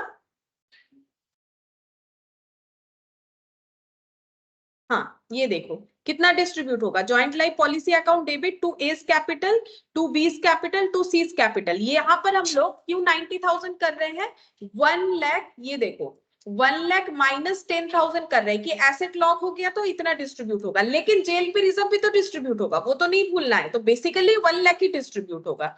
तो ये देखो जेएलपी रिजर्व 10,000 डिस्ट्रीब्यूट हो जाएगा to A's capital to B's capital to C's capital, मतलब इस केस में 1 लाख ही डिस्ट्रीब्यूट होता है। 10,000 जेएलपी रिजर्व जाएगा और 10,000 जो है हम लोग का जेएलपी, मतलब ये जो 90,000 यहाँ पे डिस्ट्रीब्यूट होगा। जॉइंट लाइफ पॉलिसी का कितना डिस्ट्रीब्यूट होगा? 90,000, बिकॉज 10,000 एसेट में लॉक था, लेकिन रिजर्व जो है वो तो पार्टनर लोगों में डिस्ट्रीब्यूट होना चाहिए, एनी काइंड ऑफ रिजर्व, तो वो डिस्ट्रीब्यूट हो गया। ठीक है, अच्छा अब यहाँ पर क्या दिया है देखो, special transaction in case of death separate life policy, जो मैंने अभी तुम लोग को दिखाया, यहाँ पर एग्जांपल था, यहाँ से दिखा देने से ही बेटर होता। देखो बोला है कि पॉलिसी वैल्यू है सोना, गब्बू और अमित का 1 लाख, 2 लाख और 3 लाख। सरेंडर वैल्यू है 10,000, 20,000, 30,000। अमित का डेथ हो गया, बोलो अभी अभी सिखाया मैंने, तो अमित को कितना मिलेगा? अमित का डेथ हो गया, अभी अभी सिखाया, कितना मिलेगा? 3 लाख मिलेगा, प्लस इन दोनों का सरेंडर वैल्यू कितना हो जाएगा? 30,000। तो 3,30,000 जो मैंने भी अभी एग्जांपल लिया था, 3,30,000 इंटू उसमें अमित का शेयर, मतलब 1/5। ठीक है, 1/5, ये जितना आएगा अभी अभी आया था उतना ही हो जाएगा, 66,000। ठीक है, 66,000 मिलेगा। अच्छा अब इसका एंट्री कैसे करना पड़ेगा? देखो जब पैसा आ रहा है तो bank to separate life policy of deceased partner, यानी यहाँ पर कितने से एंट्री होगा? 3 लाख से। ठीक है, यहाँ पर हमें एश्योर्ड वैल्यू मतलब क्या कि डेथ होने पे जितना मिलना चाहिए था, एश्योर्ड वैल्यू मिल गया सेपरेट लाइफ पॉलिसी में डिजीज पार्टनर का 3 lakh. Separate life policy of deceased partner account debit, अब यहाँ पर डेबिट करना पड़ेगा 3 लाख को। Separate life policy of the remaining partner, जिसका सरेंडर वैल्यू लेना पड़ेगा। जैसे हम लोग डिस्ट्रीब्यूट कर रहे हैं, हम लोग क्या लेते हैं, जो डिजीज पार्टनर है उसका 3 लाख लेंगे, क्योंकि कंपनी तो दे देगी हमें, इंश्योरेंस कंपनी 3 लाख। बाकी दोनों का क्या लेना है? Surrender value. बाकी 2, 3 जितने भी है, सरेंडर वैल्यू कितना आया था हम लोग का यहाँ पर दोनों मिला के? 30,000। To executors total value distributed in profit sharing ratio. ठीक है, तो एग्जीक्यूटर को हम लोगों ने कितना दिया? अभी कैलकुलेट किया ना, 66,000। बाकी जो बचेगा वो किस में डिस्ट्रीब्यूट हो जाएगा? बाकी 2 पार्टनर में, मतलब किसका डेथ हुआ था यहाँ पर? अमित का। तो सोना और गब्बू को मिल जाएगा उनके प्रॉफिट शेयरिंग रेशियो में। कितना बच रहा है चेक करो, 3,30,000 से 66,000 माइनस करो,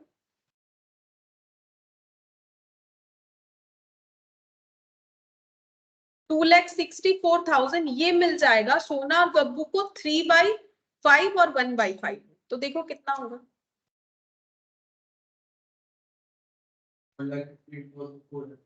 अच्छा तो 1,58,400 और एक कितना हो जाएगा?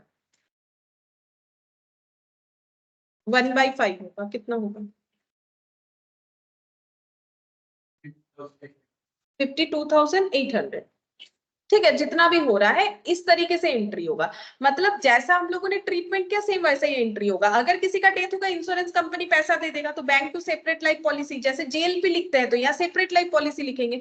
अब उस पॉलिसी का अमाउंट और अदर पार्टनर का जो है सरेंडर वैल्यू, दोनों को लेके हमें एग्जीक्यूटर्स को दे देना है उतना जितना उसका पार्टनर का शेयर था, और बाकी बचा हुआ amount remaining partner old profit sharing ratio में अपने अंदर डिस्ट्रीब्यूट कर लेंगे। ठीक है, तो ये एंट्री होना चाहिए। तो एक काम करो, इस एंट्री को हम लोग लिख लेते हैं ताकि याद रहे, क्योंकि यहां से बाद में देखने में याद रहेगा नहीं रहेगा।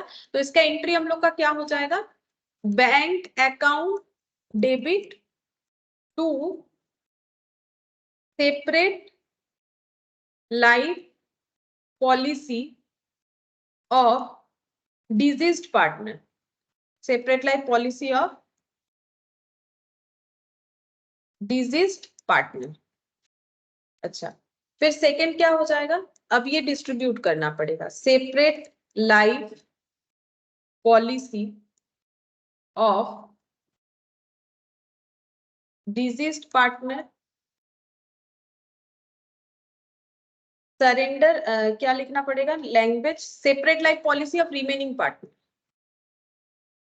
Separate life policy of remaining partner, लेकिन इनका लेना पड़ेगा सरेंडर वैल्यू और इनका लेंगे हम लोग पॉलिसी वैल्यू। जिसका डेथ हो गया उसका पॉलिसी वैल्यू, और जो जिंदा है उनका सरेंडर वैल्यू। टू क्या हो जाएगा?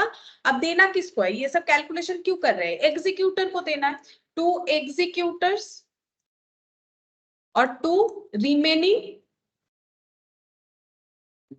पार्टनर। ठीक है, रिमेनिंग पार्टनर को कैसे देंगे? ओल्ड पीएसआर में, ठीक है। रिमेनिंग पार्टनर को रिमेनिंग अमाउंट ओल्ड पीएसआर में देना पड़ेगा, और एग्जीक्यूटर को क्या देंगे, एग्जीक्यूटर को देंगे total value distributed in PSR, ठीक है। यहाँ पर total value as per PSR, total value as per PSR, total value जो निकल के आएगा उसमें पीएसआर के अकॉर्डिंग देना पड़ेगा, और remaining value as per PSR, इनका लिख दो remaining value as per PSR, बचा हुआ value remaining value as per PSR, ठीक है। बाकी है कि रिमेनिंग पार्टनर को रिमेनिंग वैल्यू दे देंगे पीएसआर के अकॉर्डिंग। तो इस पे देखो उन लोगों ने वहां से भी क्वेश्चन देखा और समझ में भी आ रहा है कि हमें किस तरीके से करना पड़ेगा।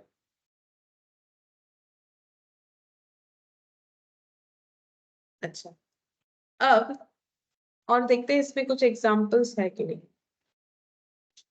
हाँ, यहाँ पर एक हमें प्रॉफिट एंड लॉस सस्पेंस के बारे में भी पता करना है। देखो यहाँ पर क्या दिया है, special transaction in case of death, payment of disease partners share, ठीक है। यहाँ पर और एक स्पेशल ट्रांजैक्शन है, पेमेंट अगर हम लोग करेंगे डिजीज पार्टनर का शेयर तो कैसे होगा। जैसे कि ये एग्जांपल देखो क्या बोला है, for example ABC are in partnership sharing profit and losses in the ratio of 2:2:1, ठीक है। फिर यहाँ पर बोल रहा है ए डाइड ऑन 15th अप्रैल, ठीक है। ए का डेथ कब हो गया है, 15th अप्रैल 2022 को हुआ है। The firm closes its books of accounts on 31st December every year, मतलब जैन टू दिसंबर चलता है। So the executor of A entitled for 3.5 month profit, if A share is immediately paid up then profit for 2022 can be taken as base for calculating 3.5 month। मतलब हम बता रहे, देखो कैसे हो रहा है, ये तो ऐसे रैंडमली पढ़ के कोई फायदा नहीं है। देखो क्या बोला है इस क्वेश्चन में, ये एग्जाम्पल देखो, इसको ड्रॉ कर लो, ठीक है। तो कभी भी देखोगे तो समझ में आ जाएगा कि क्या बोला था। एग्जाम्पल से हमें कंसेप्ट समझ में आ जाएगा।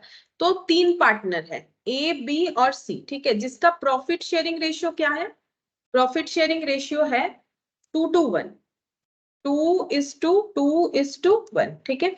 और इनका ईयर कैसे चलता है, जैन से लेके दिसंबर तक, ठीक है। अच्छा, तो 1 जैन और यहाँ पर हो जाएगा 31 दिसंबर। अच्छा, ईयर कौन सा है, ईयर है 15th अप्रैल को डेथ हुआ 2022, तो ये 2022 हो जाएगा, और ये भी हम लोग का 2022 हो जाएगा, क्योंकि जैन टू दिसंबर है तो दोनों साइड ही हमें 2022 जो है ये लिखना पड़ेगा, ठीक है। अच्छा, अब देखते हैं नेक्स्ट क्या बोला है। 15th अप्रैल को ए का डेथ हो गया, चलो यहाँ पर हम लोग 15th अप्रैल लिखते हैं जब ए का डेथ हो गया, यहाँ पर बना लेते हैं 15th of April 2022 A died, ठीक है, ए का हो गया है डेथ। अच्छा, अब नेक्स्ट हमें क्या बोला है, आगे पढ़ते हैं। The firm closes it books on 31st December, so the executor of A is entitled for 3.5 month profit, ठीक है। अच्छा, ए के एग्जीक्यूटर को 3.5 month का मतलब क्या हो जा रहा है यहाँ पर।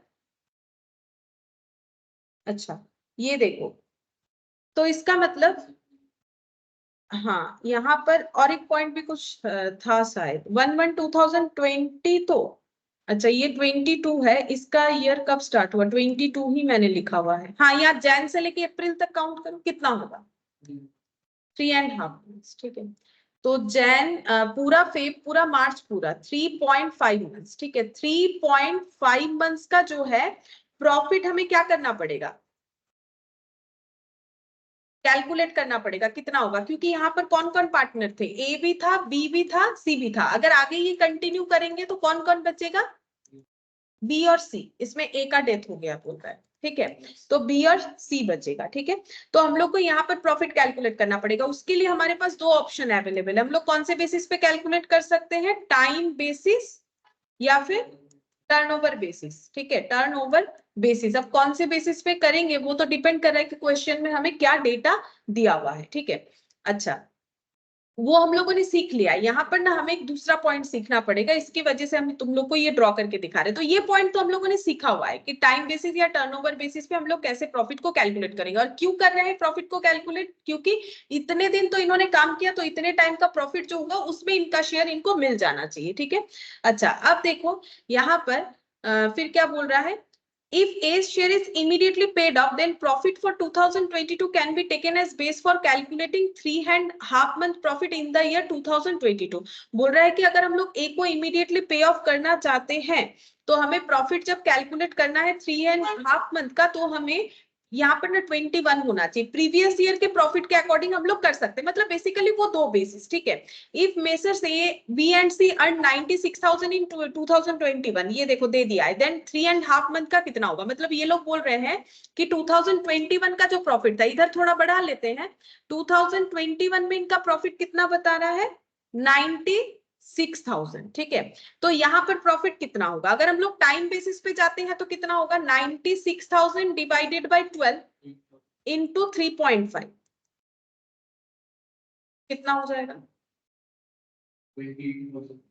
28, तो 28,000 होगा। टाइम बेसिस पे अगर करेंगे, देखो समझ में आया, टाइम बेसिस पे हमें क्या करना है, प्रीवियस ईयर के प्रॉफिट को यूनिफॉर्म मानना है कि 96,000 अगर 12 मंथ्स में हुआ है तो पर मंथ में जितना हो रहा है 8,000 करके, तो 3.5 मंथ में कितना हुआ होगा 28,000। अब देखो यहाँ पर 28,000 इसीलिए यहाँ पर लिखा हुआ है, ये देखो if Messrs ABC earn 96,000 then 3.5 months profit 28,000, A share कितना हो जाएगा, अब ए का शेयर निकालना पड़ेगा, तो a share according to time basis कितना हो जाएगा 28,000 इंटू उसमें उसका प्रॉफिट शेयरिंग रेशियो जो कि है 2/5, बोलो कितना होगा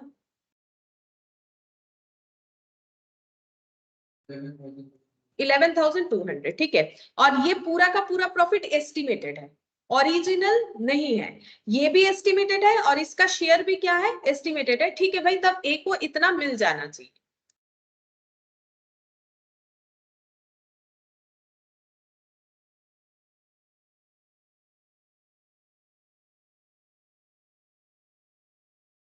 ठीक है, तो ये वाला भी हम लोग का एस्टिमेटेड है, ठीक है।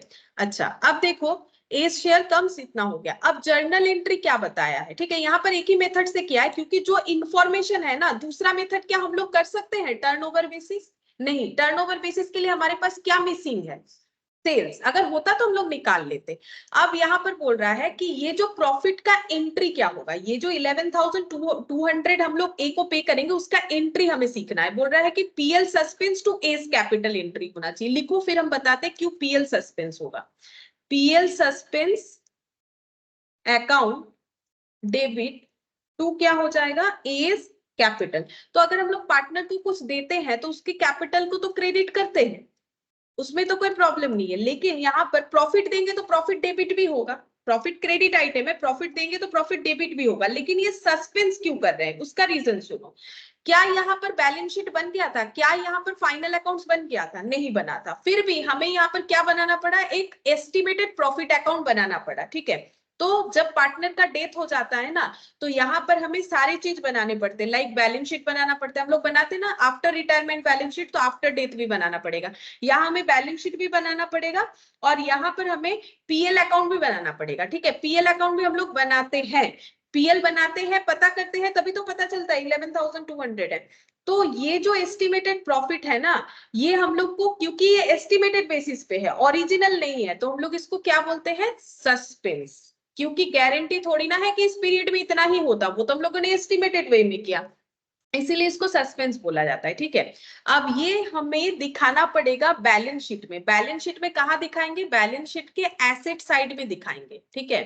बैलेंस शीट के एसेट साइड में हम लोग दिखाएंगे पीएल सस्पेंस बोल के, कौन से बैलेंस शीट में, जो 15 अप्रैल 2022 को बनेगा, मतलब after death of the partner. लेकिन जब यहाँ पर भी तो फाइनल बैलेंस शीट बनेगा, जब ये ईयर एंड होगा तब यहाँ पर भी एक बार बैलेंस शीट बनेगा, तो उस बैलेंस शीट में क्या होगा, ये जो पीएल सस्पेंस है इसको एडजस्ट कर देना पड़ता है, ये हमें नहीं बनाने बोलता है, नॉर्मली हम लोग यहाँ तक ही करेंगे, क्वेश्चन हमारा जो भी क्वेश्चन रहेगा यहाँ तक रहेगा कि पार्टनर का डेथ हो गया तो उतने दिन का बैलेंस शीट बना के दिखाओ, अप टू उतने टाइम तक का। तो एसेट साइड में हम लोग पीएल सस्पेंस को दिखाते हैं, ठीक है। एसेट साइड में पीएल देखो, नॉर्मली प्रॉफिट हम लोग किधर दिखाते हैं, कैपिटल में ऐड करते हैं, जब तुम लोग इंडिविजुअल कोई भी ट्रेडिंग पीएल बैलेंस शीट बनाते हो तो कैपिटल में नेट प्रॉफिट ऐड करते हो, पार्टनरशिप शीट में कैपिटल में ऑलरेडी वो ऐड होके हम लोग कैपिटल दिखाते हैं, ठीक है। लेकिन यहाँ पर हम लोग लाइबिलिटी साइड में लिखते हैं दोनों केसेस में, बट यहाँ पर मैंने बोला एसेट साइड में लिखेंगे। क्यों ऐसा लिखेंगे? क्योंकि इसको एक्चुअली हम लोग ट्रीट करते हैं मतलब लॉस के तरह बोल सकते हैं। क्यों? क्योंकि ये अमाउंट हम लोग पे कर दे रहे हैं ना ए को, जो कि हम लोग जब प्रॉफिट कैलकुलेट करेंगे तो उतना एक्चुअल बैलेंस शीट में जब हम लोग नेट प्रॉफिट यहाँ पर दिखाएंगे ना, तो इतने अमाउंट से कम दिखाना पड़ेगा, क्योंकि इतना हम लोग डिस्ट्रीब्यूट कर चुके हैं, ठीक है। तो इसीलिए पीएल सस्पेंस को हमें कहाँ दिखाना पड़ता है? एसेट साइड में, ठीक है। मतलब ये हमारा एक्चुअल प्रॉफिट नहीं है कि हम लोग किसी भी पार्टनर के कैपिटल में उसे मतलब ए के कैपिटल में ऐड करके दिखा दे। ए के कैपिटल में तो वो ऐड होगा ही, ए को कितना मिलेगा, लेकिन क्योंकि ये प्रॉफिट अभी कैलकुलेट होना नहीं चाहिए था, ये हो गया है प्रॉफिट कैलकुलेट, तो इसे हमें कहाँ दिखाना पड़ेगा? एसेट साइड में, मतलब नेगेटिव करके दिखाना पड़ेगा, ठीक है। अब ये क्या हो जाएगा? नेगेटिव करने का मतलब है जब फ्यूचर में ओरिजिनल बैलेंस शीट बनेगा पूरा ईयर एंड होने पे, तब उतना अमाउंट वहां से डिडक्ट हो जाना चाहिए, ठीक है। और इसको ना हम लोग और एक रीजन से भी बोल सकते हैं, जैसे तुम लोग अगर कभी सुने हो डेफर्ड रेवेन्यू एक्सपेंडिचर भी बोला जाता है, ठीक है। तो डेफर्ड रेवेन्यू एक्सपेंडिचर का मतलब क्या होता है कि जिसको हम लोग धीरे धीरे राइट ऑफ करते हैं, ऐसे एक्सपेंसेस को बोला जाता है। तो ये वाला प्रॉफिट जो है ये राइट ऑफ हो जाएगा फ्यूचर में जाके, इतना अमाउंट आगे जाके जितना भी प्रॉफिट होगा उसमें 11,200 हमें कम दिखा देना है। तो बस इतना याद रखो कि इसको हमें कहाँ दिखाना है? बैलेंस शीट के एसेट साइड में। कौन सी वाले बैलेंस शीट में? जो 15 अप्रैल को बनेगा, ये फाइनल वाले बैलेंस शीट का बात नहीं हो रहा है, ठीक है। जो 15 अप्रैल को बनेगा वहां पर हमें ये दिखाना है, ठीक है। तो ये पॉइंट हम लोग को वही बोला है, देखो at the end of the year 2022 the profit and loss suspense account will transfer to the profit and loss account. अब जब ईयर एंड होगा ना 2022 में, तो ये बैलेंस शीट में तो डिडक्ट होगा ही, और ये अमाउंट हम लोग का पीएल में भी क्या हो जाएगा? ट्रांसफर हो जाएगा। तो यहाँ पर लिख देते हैं PL suspense transfer to PL. जो पीएल बनेगा ना फाइनल पीएल, वहां पर ये पीएल सस्पेंस को भी हमें दिखाना पड़ेगा। और अगर पीएल में इसका इंपैक्ट आएगा तो ऑटोमेटिकली बैलेंस शीट में भी इसका इंपैक्ट आएगा, ठीक है। अच्छा, अब यहाँ पर एक क्वेश्चन दिया है, देखो। तो जो भी देखो छोटा छोटा पॉइंट था वो हम लोगों ने देख लिया, कवर कर लिया। अब देखते हैं इसमें कैसा क्वेश्चन बन सकता है। एक क्वेश्चन यहाँ पर दिया है, the following was the balance sheet of Om and company in which XYZ were partner sharing profit and losses 1 to 2. 31st March 2022. Mr. Z died on 31st December. His account has to be settled under the following terms. ठीक है, तो Z का death हो गया और क्या क्या बोला है बैलेंस शीट में देखो, trade payable, bank loan, general reserve. अच्छा, जनरल रिजर्व क्या होगा? डिस्ट्रीब्यूट होगा। कैपिटल अकाउंट बोल दिया, building, computer, inventories, trade receivable, cash at bank, investment. फिर बोल रहा है गुडविल का कैलकुलेशन दिया है eight the rate of 2 years purchase on the basis of average of 3 years profit and losses. मतलब हमें कैसे निकालना है? गुडविल निकालना है। इसमें नंबर ऑफ ईयर परचेज कितना बोला है?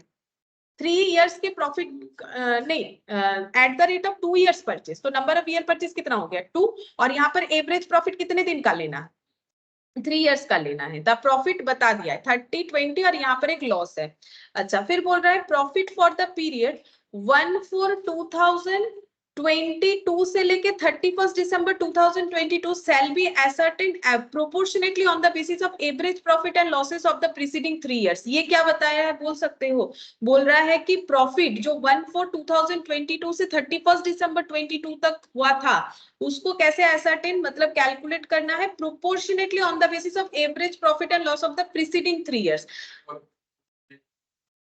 ये हमें बोल रहा है कि जो डिसीज पार्टनर है उनको जो प्रॉफिट देना है, क्योंकि उनका डेथ कब हुआ है? देखो 31st दिसंबर को हुआ है, 31st दिसंबर 2022।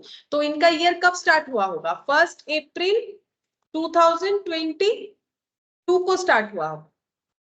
अप्रैल, मई, जून, जुलाई, अगस्त, सितंबर, और खत्म होने वाला था कब? 31 मार्च 2023 को। और जेड का डेथ कब हो गया? 31 दिसंबर 2022 को। तो यहां से यहां तक का हमें क्या करना है? प्रॉफिट कैलकुलेट करके देना है, ठीक है। और कैसे प्रॉफिट कैलकुलेट करना है हमें बोल दिया है, प्रोपोर्शनेटली कैलकुलेट करना है। लेकिन प्रॉफिट कौन सा लेना है? प्रीवियस ईयर का प्रॉफिट नहीं, एवरेज प्रॉफिट बोल दिया है। Average profit and losses of the preceding 3 years। मतलब यहाँ पर हम लोग जब गुडविल के लिए निकालेंगे ना एवरेज प्रॉफिट, उसी का यूज करना पड़ेगा। फिर बोला है कि during the year ended 31st March 2022 car costing 40,000 was purchased on 1/4/2021 and debited to travelling expense. तो गलत है, अगर हम लोग एसेट खरीद रहे हैं कार और उसको हम लोग ट्रेवलिंग में दिखा रहे हैं तो उसमें तो गलत हुआ है, तो उसे हमें क्या करना पड़ेगा, रेक्टिफाई करना पड़ेगा, जिसपे डेप्रिसिएशन 20% पर एनम करके देना है। अब कार को कार नहीं माना है तो डेप्रिसिएशन भी नहीं दिया है, तो डेप्रिसिएशन भी हमें देना पड़ेगा। कौन से मेथड से देना है, WDV। This asset is to be brought into account at the depreciate value, और बोल रहा है दिस एसेट मतलब कार को हमें कौन से वैल्यू पे दिखाना है, ये सारे एडजस्टमेंट के बाद डेप्रिशिएट होने के बाद जो वैल्यू बचेगा उस वैल्यू पे, वो तो वैसे भी दिखाना होता है, बोले या ना बोले। बाकी वैल्यूज में चेंजेस बोला है, इन्वेंट्री का चेंजेस हो रहा है, building, computer, investment, trade receivable, considered goods, मतलब ट्रेड रिसीवेबल में क्या कोई चेंजेस करना पड़ेगा, नहीं, क्योंकि सारे गुड डेटर है तो कुछ भी नहीं करना पड़ेगा। ये तो कंफ्यूज करने के लिए दिया है। हम लोग को प्रिपेयर क्या करने बोला है, calculate goodwill and share in the profit of the firm for the period 1/4/2022 to 31 December 2022। पहला पॉइंट बोला है पहले तो जेड का गुडविल का शेयर निकालो और जेड का प्रॉफिट का शेयर निकालो, तो पहले ये करते हैं, उसके बाद बाकी हम लोग करेंगे। तो पहले गुडविल कैलकुलेट करना पड़ेगा। चलो फर्म का पहले हम लोग गुडविल कैलकुलेट करते हैं, देखते हैं कितना हो रहा है।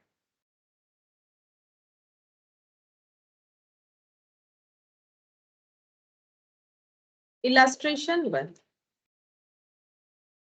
Calculation of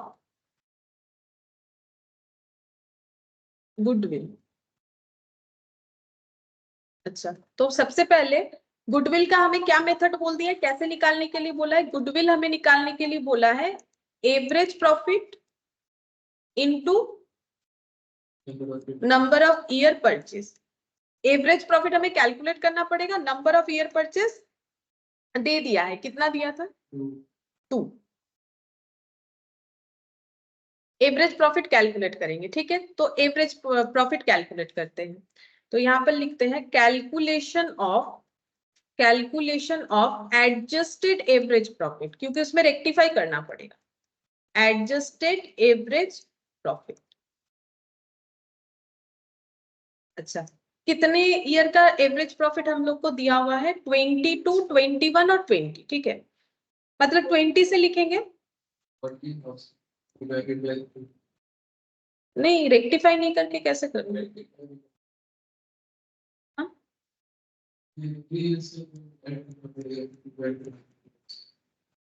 रेक्टिफाई करना पड़ेगा तो पहले, हाँ, हम लोग को कौन कौन सा ईयर दिया है, पहले दिया है 31 मार्च 2022। अच्छा पहले वही लिख लेते हैं, मेरा उल्टा सीधा हो जा रहा है।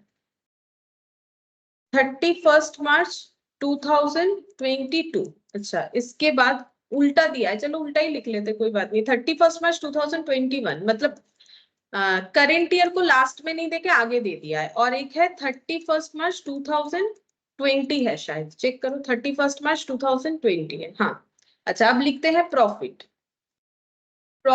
और लॉस, जो कि हम लोग को गिवन है, तो कितना कितना है, पहला वाला 30, 20 और 10,000 लॉस, 30, 20 और 10,000 लॉस, इसीलिए मैंने नेगेटिव में लिखा है, ठीक है। अब हम लोग को रेक्टिफाई करना पड़ेगा, क्या गलती हुआ था, एक कार खरीदा गया था बट उसे ट्रेवलिंग एक्सपेंसेस में हम लोगों ने दिखा दिया।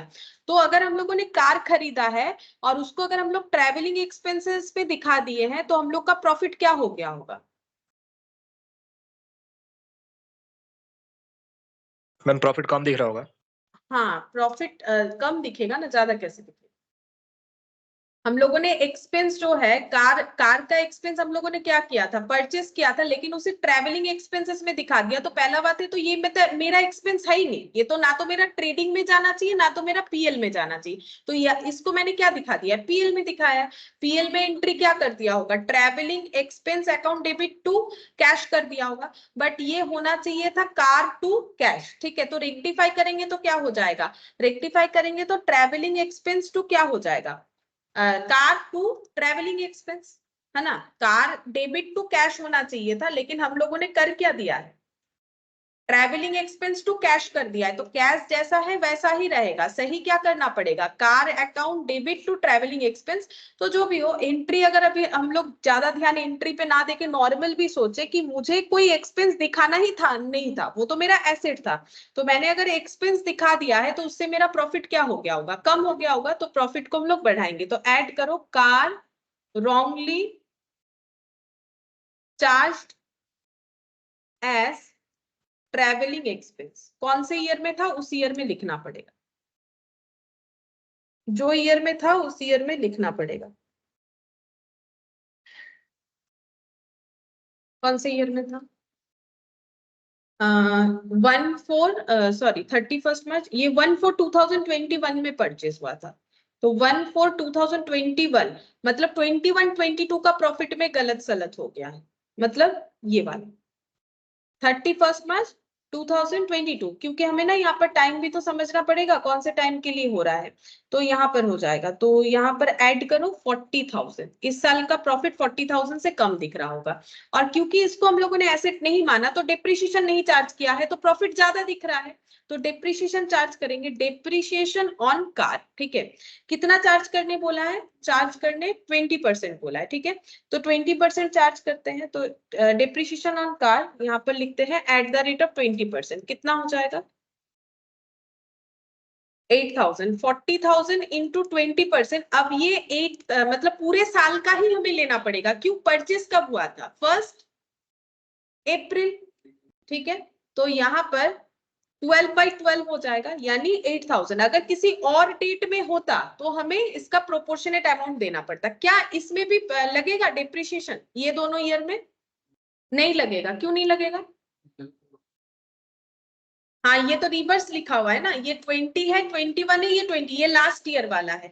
अगर हम लोग सामने से लिखते तो हमें और भी समझ में आता, क्योंकि डेटा ऐसे दिया हुआ था, मैंने ऐसे लिख दिया, ये लास्ट ईयर में प्रॉब्लम हुआ है, ठीक है। तो हमें आगे और डिप्रिशिएशन, अगर इस ईयर में होता तो बाकी दोनों में डिप्रिशिएशन देना पड़ता, ठीक है। और तो कुछ गलती हुआ नहीं है इनसे, बस इतना ही गलती हुआ है, तो इसको सही कर लेते हैं, एडजस्टेड प्रॉफिट निकाल देते हैं। Adjusted profit negative 10,000, 20,000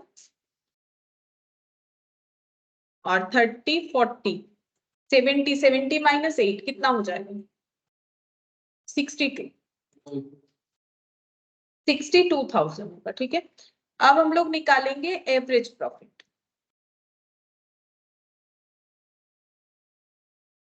average profit वो तो ऐड है ना 40,000, एवरेज प्रॉफिट कितना हो जाएगा 62,000 प्लस 20,000 और नेगेटिव में 10,000 है, ठीक है। अच्छा, डिवाइडेड बाय 3, 72,000 डिवाइडेड बाय 3 कितना हो जाएगा 24,000, ठीक है। तो हम लोग का क्या निकल गया, एवरेज प्रॉफिट निकल गया 24,000। अब गुडविल निकाल सकते हैं, इधर जो जगह रखा था यहाँ पर लिख देते हैं 24,000 इंटू 2 कितना हो जाएगा 48,000, ठीक है। 48,000 हम लोग का गुडविल का आंसर आ गया, लेकिन हमें बोला था कि जो डिजिस्ट पार्टनर है उसका शेयर निकालो, ठीक है। तो हम लोग उसका शेयर निकाल लेते हैं। तो डिजिस्ट पार्टनर का नाम क्या था, वैसे लिखना पड़ेगा, ए क्या नाम था, Z, Z share in profit. Calculation goodwill answer हो गया Z share in profit of the firm. अच्छा, जेड का शेयर ऑफ प्रॉफिट निकालने बोला है, गुडविल नहीं बोला है, तो गुडविल का कैलकुलेशन तो निकाल दिया हम लोगों ने, ठीक है। बोला है सिर्फ कैलकुलेशन करके दिखाओ, ठीक है। अब हम लोग सेकेंड मतलब उसी क्वेश्चन में और एक पार्ट निकालेंगे, कैलकुलेशन ऑफ प्रॉफिट फ्रॉम, कब से कब तक का निकालना पड़ेगा 1 अप्रैल, हाँ 2021 से लेके, यहाँ पर ना वो लैंग्वेज दिया हुआ भी है, 1 अप्रैल 2022 से लेके 31 दिसंबर 2022, 1 अप्रैल 2022 से लेके 31 दिसंबर 2022 तक का हम लोग को क्या निकालना पड़ेगा प्रॉफिट, ठीक है। तो उसमें हमें जेड का शेयर निकालना पड़ेगा। तो प्रॉफिट को हम लोग इस पीरियड के प्रॉफिट को हम लोग क्या बोलते हैं, पीएल सस्पेंस, ठीक है। तो पीएल सस्पेंस कितना होगा, कैसे निकालना पड़ेगा, तो बोला है कैसे निकालना है, यहाँ पर हमें बता दिया था, क्लियरली बता दिया था कैसे निकालना है, प्रोपोर्शनेट कर लो, ठीक है, मतलब unitary method on the basis of average profit और losses of the preceding 3 years, previous 3 साल का जो एवरेज प्रॉफिट है उसके बेसिस पे करो। तो प्रीवियस 3 इयर्स का एवरेज प्रॉफिट कितना आया, 24,000, ठीक है। तो 24,000 कितने दिन का प्रॉफिट है, 12 मंथ्स का है, ठीक है। और जो जेड है उसने कितने दिन तक काम किया, 1 अप्रैल से लेके 31 दिसंबर, टाइम पीरियड कितना होगा, अप्रैल मई जून जुलाई अगस्त सितंबर अक्टूबर नवंबर दिसंबर। तो ड्यूरिंग द ईयर उसने 9 मंथ सर्विस दिया था, तो 9 मंथ्स का हमें प्रॉफिट निकालना पड़ेगा, उसमें से जेड का शेयर निकालना पड़ेगा, कितना होगा,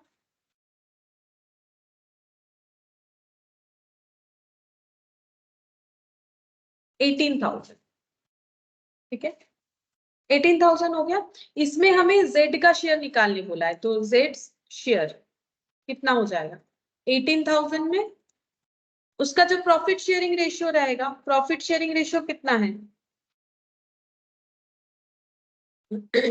2/5 है शायद, देखते हैं, एक्स वाई जेड 2/5 है, ठीक है। तो यहाँ पर हो जाएगा 2/5, कितना होगा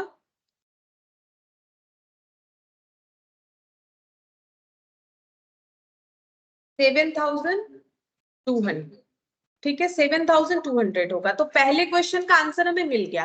पहले क्वेश्चन में हमें बोला था गुडविल निकाल लो, गुडविल हम लोगों ने निकाल लिया, जो बेसिस बोला था उसी बेसिस पे निकाल लिया। गुडविल का आंसर कितना आया हम लोग का 48,000, ठीक है।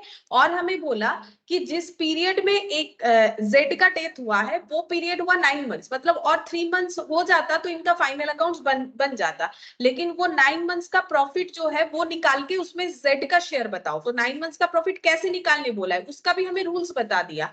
नॉर्मली हम लोग टाइम बेसिस या फिर कौन से बेसिस पे निकालते हैं, टर्नओवर, तो ये कौन सा बेसिस हुआ, टाइम बेसिस हुआ, लेकिन यहाँ पर प्रीवियस ईयर के प्रॉफिट को नहीं लेंगे, प्रीवियस 3 इयर्स के एवरेज प्रॉफिट को लिया, क्योंकि क्वेश्चन बोला था, ठीक है। बाकी वैसा कोई रूल्स नहीं होता है, लेकिन अगर क्वेश्चन बोल रहा है कि वैसे ले लो तो वैसे लेंगे। तो 24,000 डिवाइडेड बाय 12 इंटू 9 मंथ्स लिखा है मैंने ये, ठीक है, अगर इससे डिस्टर्ब है तो हटा देते हैं मंथ्स, ठीक है।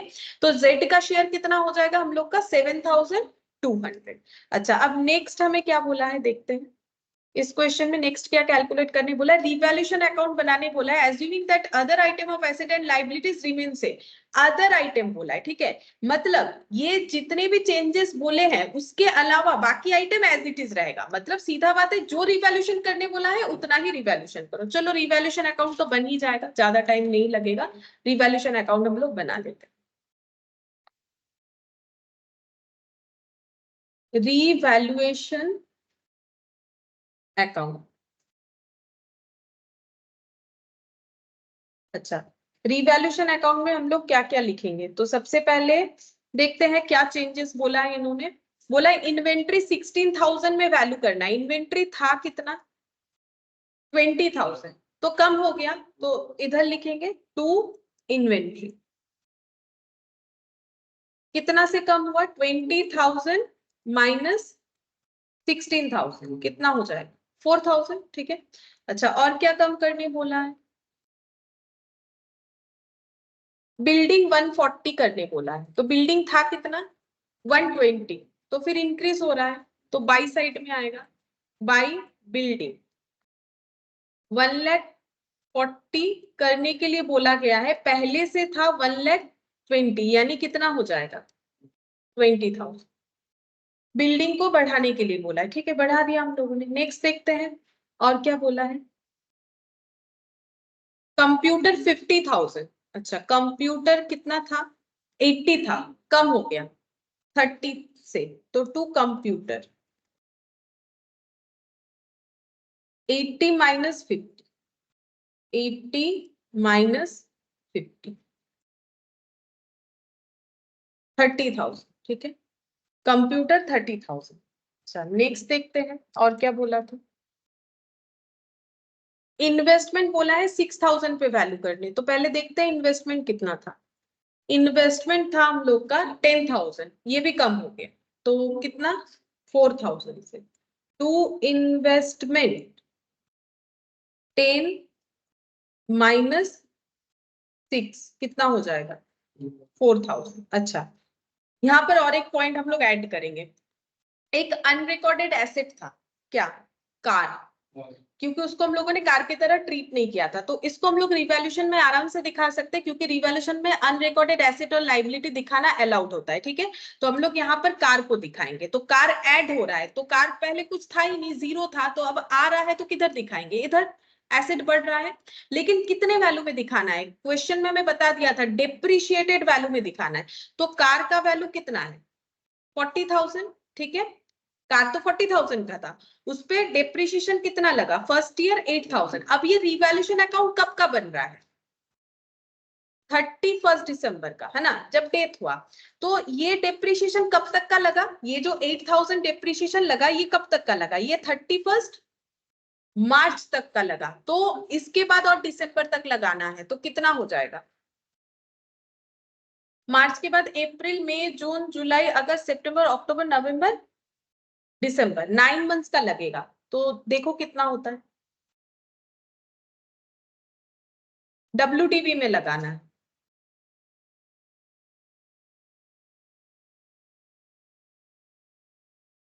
वर्किंग नोट में कर सकते हैं, यहाँ पर, यहाँ फिलहाल एक बार साइड में हम दिखा देते हैं। ये देखो हम लोग का कितना था? कार 40,000, कितना लगा फर्स्ट टाइम डिप्रिशिएशन, बचा कितना? अच्छा, अब ये कितने मंथ्स का लगा? 12 मंथ्स का। अच्छा, अब आगे कितने मंथ्स का लगाएंगे? मार्च के बाद अभी भी काउंट किया, 9 मंथ्स का। तो लगाओ कितना होगा? 32,000 इंटू कितना परसेंट है डिप्रिशिएशन? इंटू 9/12, देख लो कितना होता है। वर्किंग नोट में बनाना पड़ेगा, यहाँ पर हम फिलहाल बना देते हैं। वर्किंग नोट नंबर 1 लिख दिया मैंने, तुम लोग कहीं और कर। 4,800, ठीक है। बचा हुआ वैल्यू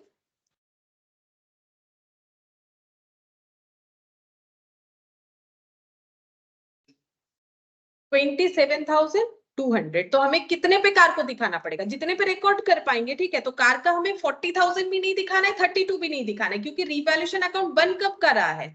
31 दिसंबर का बन रहा है। ईयर कौन सा है? 22, ठीक है, 2022 का बन रहा है। तो इसका मतलब यहाँ पर हमें और एक बार डिप्रिशिएशन लगाना पड़ेगा, जो कि है 4,800। तो कार का वैल्यू कितना आ जा रहा है? कार का वैल्यू रिकॉर्ड करना पड़ेगा 27,200 पे। इसको गलती से भी अगर हम लोग 40 में रिकॉर्ड करेंगे तो भी आंसर गलत आएगा, और अगर 32 पे रिकॉर्ड कर दोगे तो भी आंसर गलत आएगा, क्योंकि दिसंबर का बन रहा है ये वाला।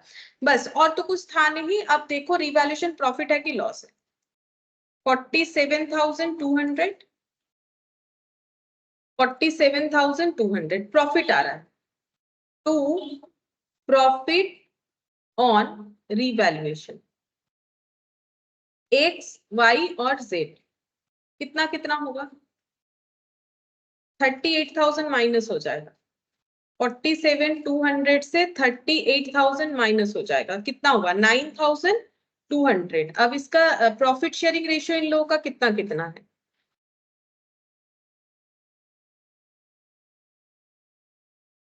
1:2, मतलब 1/5, 2/5, 2/5। तो निकालो 1/5, कितना हो जाएगा? 1840। और इसका डबल 3680, 3680, ठीक है। कभी कभी देखोगे इस तरीके के चीजों को पार्टनर्स कैपिटल में डिस्ट्रीब्यूट कर दिया है डायरेक्टली बाय कार बोल के, लेकिन वो ट्रीटमेंट उतना सही नहीं है जितना ये ट्रीटमेंट है, ठीक है। क्योंकि लॉजिकल यही है कि अगर हम लोग अनरिकॉर्डेड एसेट लायबिलिटी को रिकॉर्ड कर सकते हैं, तो ऑब्वियसली हमें यहाँ पर कार को रिकॉर्ड करना चाहिए। और कार को कितने में रिकॉर्ड करेंगे? कार को हम लोग उसके जो वैल्यू है, जो बुक वैल्यू, क्योंकि कार को हमें कैसे रिकॉर्ड करना है? कार बोल के मेरा कुछ था नहीं, जीरो, तो अभी कार का वैल्यू मेरा क्या है? 31 दिसंबर को, तो उसी में रिकॉर्ड करना पड़ेगा। 27,200 में मुझे इसे रिकॉर्ड करना पड़ेगा, ठीक है। तो सेकेंड क्वेश्चन का आंसर भी हम लोग का हो गया। ये देखो, प्रिपेयर रिवैल्यूएशन अकाउंट हो गया। अब नेक्स्ट बोला है पार्टनर्स कैपिटल और बैलेंस शीट। चलो कैपिटल और बैलेंस शीट भी बना लेते हैं। Partners capital account, partners capital account.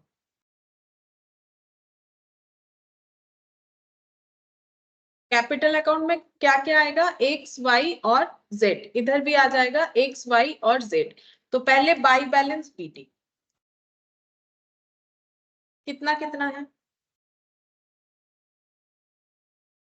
40, 80, 80 लिखो, 40 80 80। यहाँ एक जनरल रिजर्व था, ठीक है, उसे डिस्ट्रीब्यूट कर लेते हैं।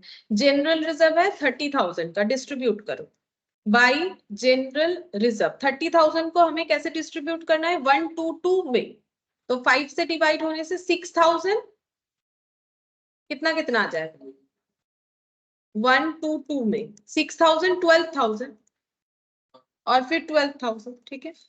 अच्छा, और क्या लिखेंगे, रिवैल्यूएशन प्रॉफिट, अभी अभी निकाला था, रिवैल्यूएशन प्रॉफिट वो कितना आया 1840 और बाकी डबल आया 3680 3680, ये लिखना पड़ेगा।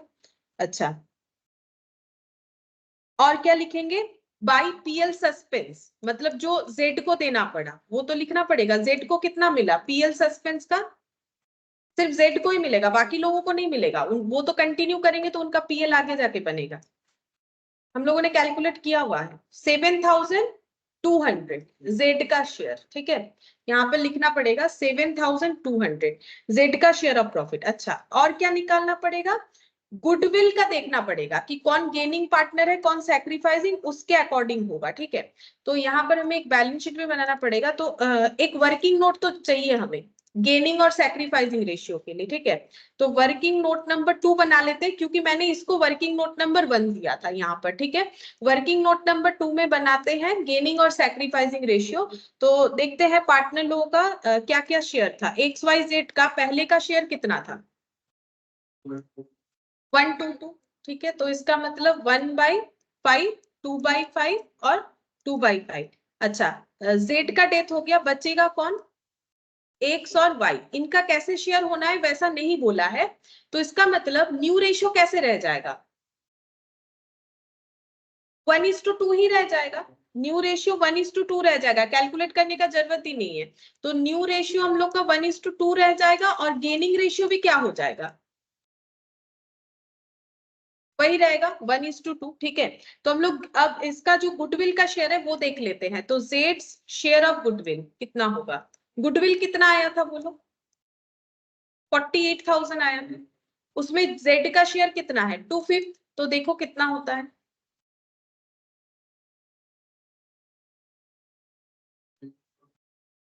हाँ 90,200, 48,000 इंटू 2 डिवाइडेड बाई 5, 19,200, ठीक है। इसमें कंपेंसेट कौन करेगा, दो गेनिंग पार्टनर यानी एक्स और वाई, ठीक है, कितना कितना 1/3 और 2/3, तो 1/3 कितना होगा और 2/3 कितना होगा, डिवाइडेड बाई 3, 6400 और इंटू 2, सॉरी इंटू, हाँ इंटू 2 और 12,800, ठीक है। तो x का कंपेंसेशन 6400 और y का 12,800, और पोस्ट कैसे होगा, x debit y debit to z, है ना, x डेबिट, क्योंकि x से x के अकाउंट से कट हो जाएगा, x debit y debit to z, तो यहाँ पर लिखो by x is capital by y is capital और यहाँ पर हो जाएगा टू z कैपिटल, ठीक है। अच्छा, तो x जो है वो z को कितना कंपेंसेट कर रहा है 6,400, y जो है वो z को कितना कंपेंसेट कर रहा है 12,800, और z को x और y से कितना मिलेगा, x से 6,400 और y से 12,800, ठीक है, ये हो गया। अच्छा, क्या और कुछ मिलने वाला है, नहीं और तो कुछ नहीं होगा। अब क्लोज करेंगे, सबसे पहले जेड को क्लोज करते हैं कि जेड के एग्जीक्यूटर को कितना देना पड़ेगा, ठीक है। तो जेड को क्या क्या देना पड़ेगा चेक करो, 80,000 plus 12,000 plus 3,680 plus 7,200 plus 6,400 plus 12,800, कितना हो गया 1,22,80, 1,22,80। क्या इधर कुछ डिडक्ट हो रहा है, अगर नहीं हो रहा है तो पूरा इतना ही देना पड़ेगा। हाँ 6,400, ये ओ नहीं, ये तो जेड के इधर जाएगा, सॉरी, हाँ 2 क्या हो जाएगा जेड्स एग्जीक्यूटर 1,22,080, इधर लिख दो और क्लोज कर दो 1 22,080। सेम तरीके से बाकी दोनों का क्लोज करेंगे। 80 और 12 मतलब 92, 92 प्लस 3680, 92 प्लस 3680 कितना हो गया? 95,680 माइनस इधर हो जाएगा 12,800, 82,880। ये क्या हो जाएगा? To balance CD 95,680। और यहां पर कितना हो जाएगा? 40,000 प्लस 6,000 प्लस 1840, तो 47,840, 47,840, 47,840 और इधर माइनस करो 6400, 41,440 बन गया। ये वाला देखो Z का एग्जीक्यूटर का बन गया, कितना होगा? और ये भी बन गया। और क्या होगा? अब बैलेंस शीट। ठीक है, तो चलो फटाफट से बैलेंस शीट भी बना लेते हैं। बैलेंस शीट का बिल्डिंग कितने में वैल्यू करने बोला था? डायरेक्टली देख देख के लिख देते, ठीक है, और माइनस माइनस करके हम नहीं लिख रहे। बिल्डिंग हो जाएगा 1,40,000। बिल्डिंग 1,40,000 में बोला था ना वैल्यू करने के लिए, बिल्डिंग 1,40,000। अच्छा, और क्या आएगा? इन्वेंट्री आ जाएगा 16,000, इन्वेंट्री 16,000, ठीक है। और इन्वेंट्री के बाद कंप्यूटर 50,000, कंप्यूटर कितना आ जाएगा? 50,000। अच्छा, और क्या था? कंप्यूटर के बाद इन्वेस्टमेंट 6,000, ये भी इधर आएगा इन्वेस्टमेंट।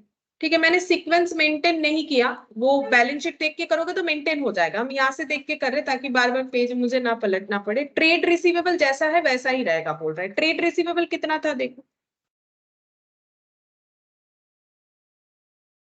बैलेंस शीट में देखो ट्रेड रिसीवेबल कितना था। ट्रेड रिसीवेबल है 20,000, ठीक है, तो ट्रेड रिसीवेबल लिखेंगे 20,000। क्या क्या लिख दिया? बिल्डिंग इन्वेंटरी 1 2 3 4 5 आइटम्स लिख दिए। 1 2 3 4 1 2 3 4 5 6 आइटम्स है। कैश एट बैंक है तो उसको लिखना पड़ेगा। और एक आइटम आएगा, मैंने अभी सिखाया था, PL सस्पेंस, ठीक है, अभी अभी बोला था PL सस्पेंस इधर आएगा। कौन सा अमाउंट आएगा? जो अमाउंट हम लोग पार्टनर को और बैंक बैलेंस भी आएगा, ठीक है। PL सस्पेंस हम लोग का आ जाएगा 7,200 जो Z को दिए थे। और कैश एट बैंक, कैश में तो कोई चेंजेस नहीं है, कुछ पेमेंट वगैरह तो नहीं किया ना, तो कुछ हम लोगों ने कैश लाया, तो कैश भी जैसा था वैसा रह जाएगा, यानी 50,000। अच्छा, अब इधर ऐड करने से पता चलेगा कितना आ रहा है, तो ऐड करके देखो, फिर हम लोग कैपिटल साइड भी कर लेते। तो 50 और 7,200 कितना हो जाएगा? 57,200 और इधर 1,40,000 और 16,50 और 56,000 और 20,000।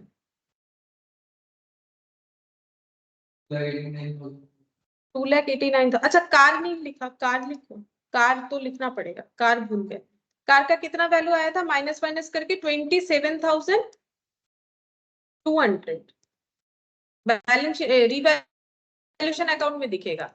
तो कितना हो रहा है? 3,04,000, ठीक है, 3,16,400। इधर भी हम लोग का 3,16,400 आना चाहिए। देख लेते हैं क्या क्या आइटम यहाँ पर इंक्लूड होगा। सबसे पहला तो आएगा कैपिटल, दो पार्टनर का, एक्स और वाई का। एक्स का कितना? 41,440, वाई का कितना? 82,880।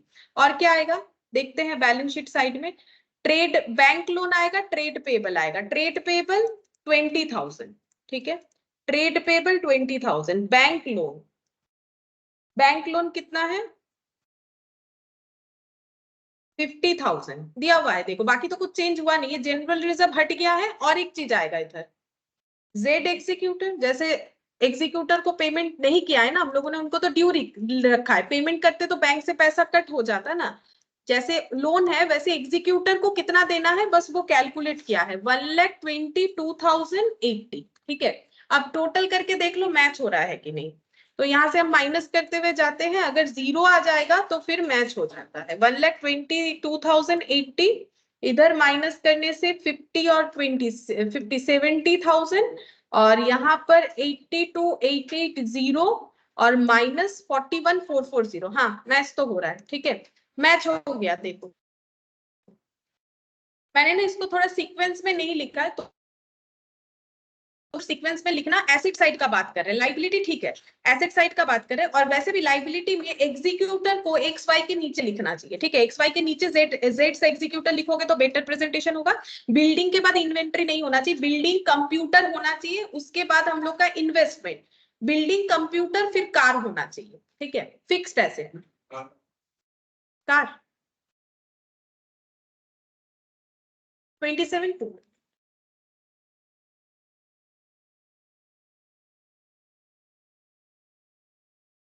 थोड़ा सा अरेंज करके लिखना पड़ेगा। और ध्यान ये रखना है, इधर जेड एग्जीक्यूटर आएगा, इधर पीएल सस्पेंस आएगा, ठीक है। ठीक है, फिर आज इतना ही करते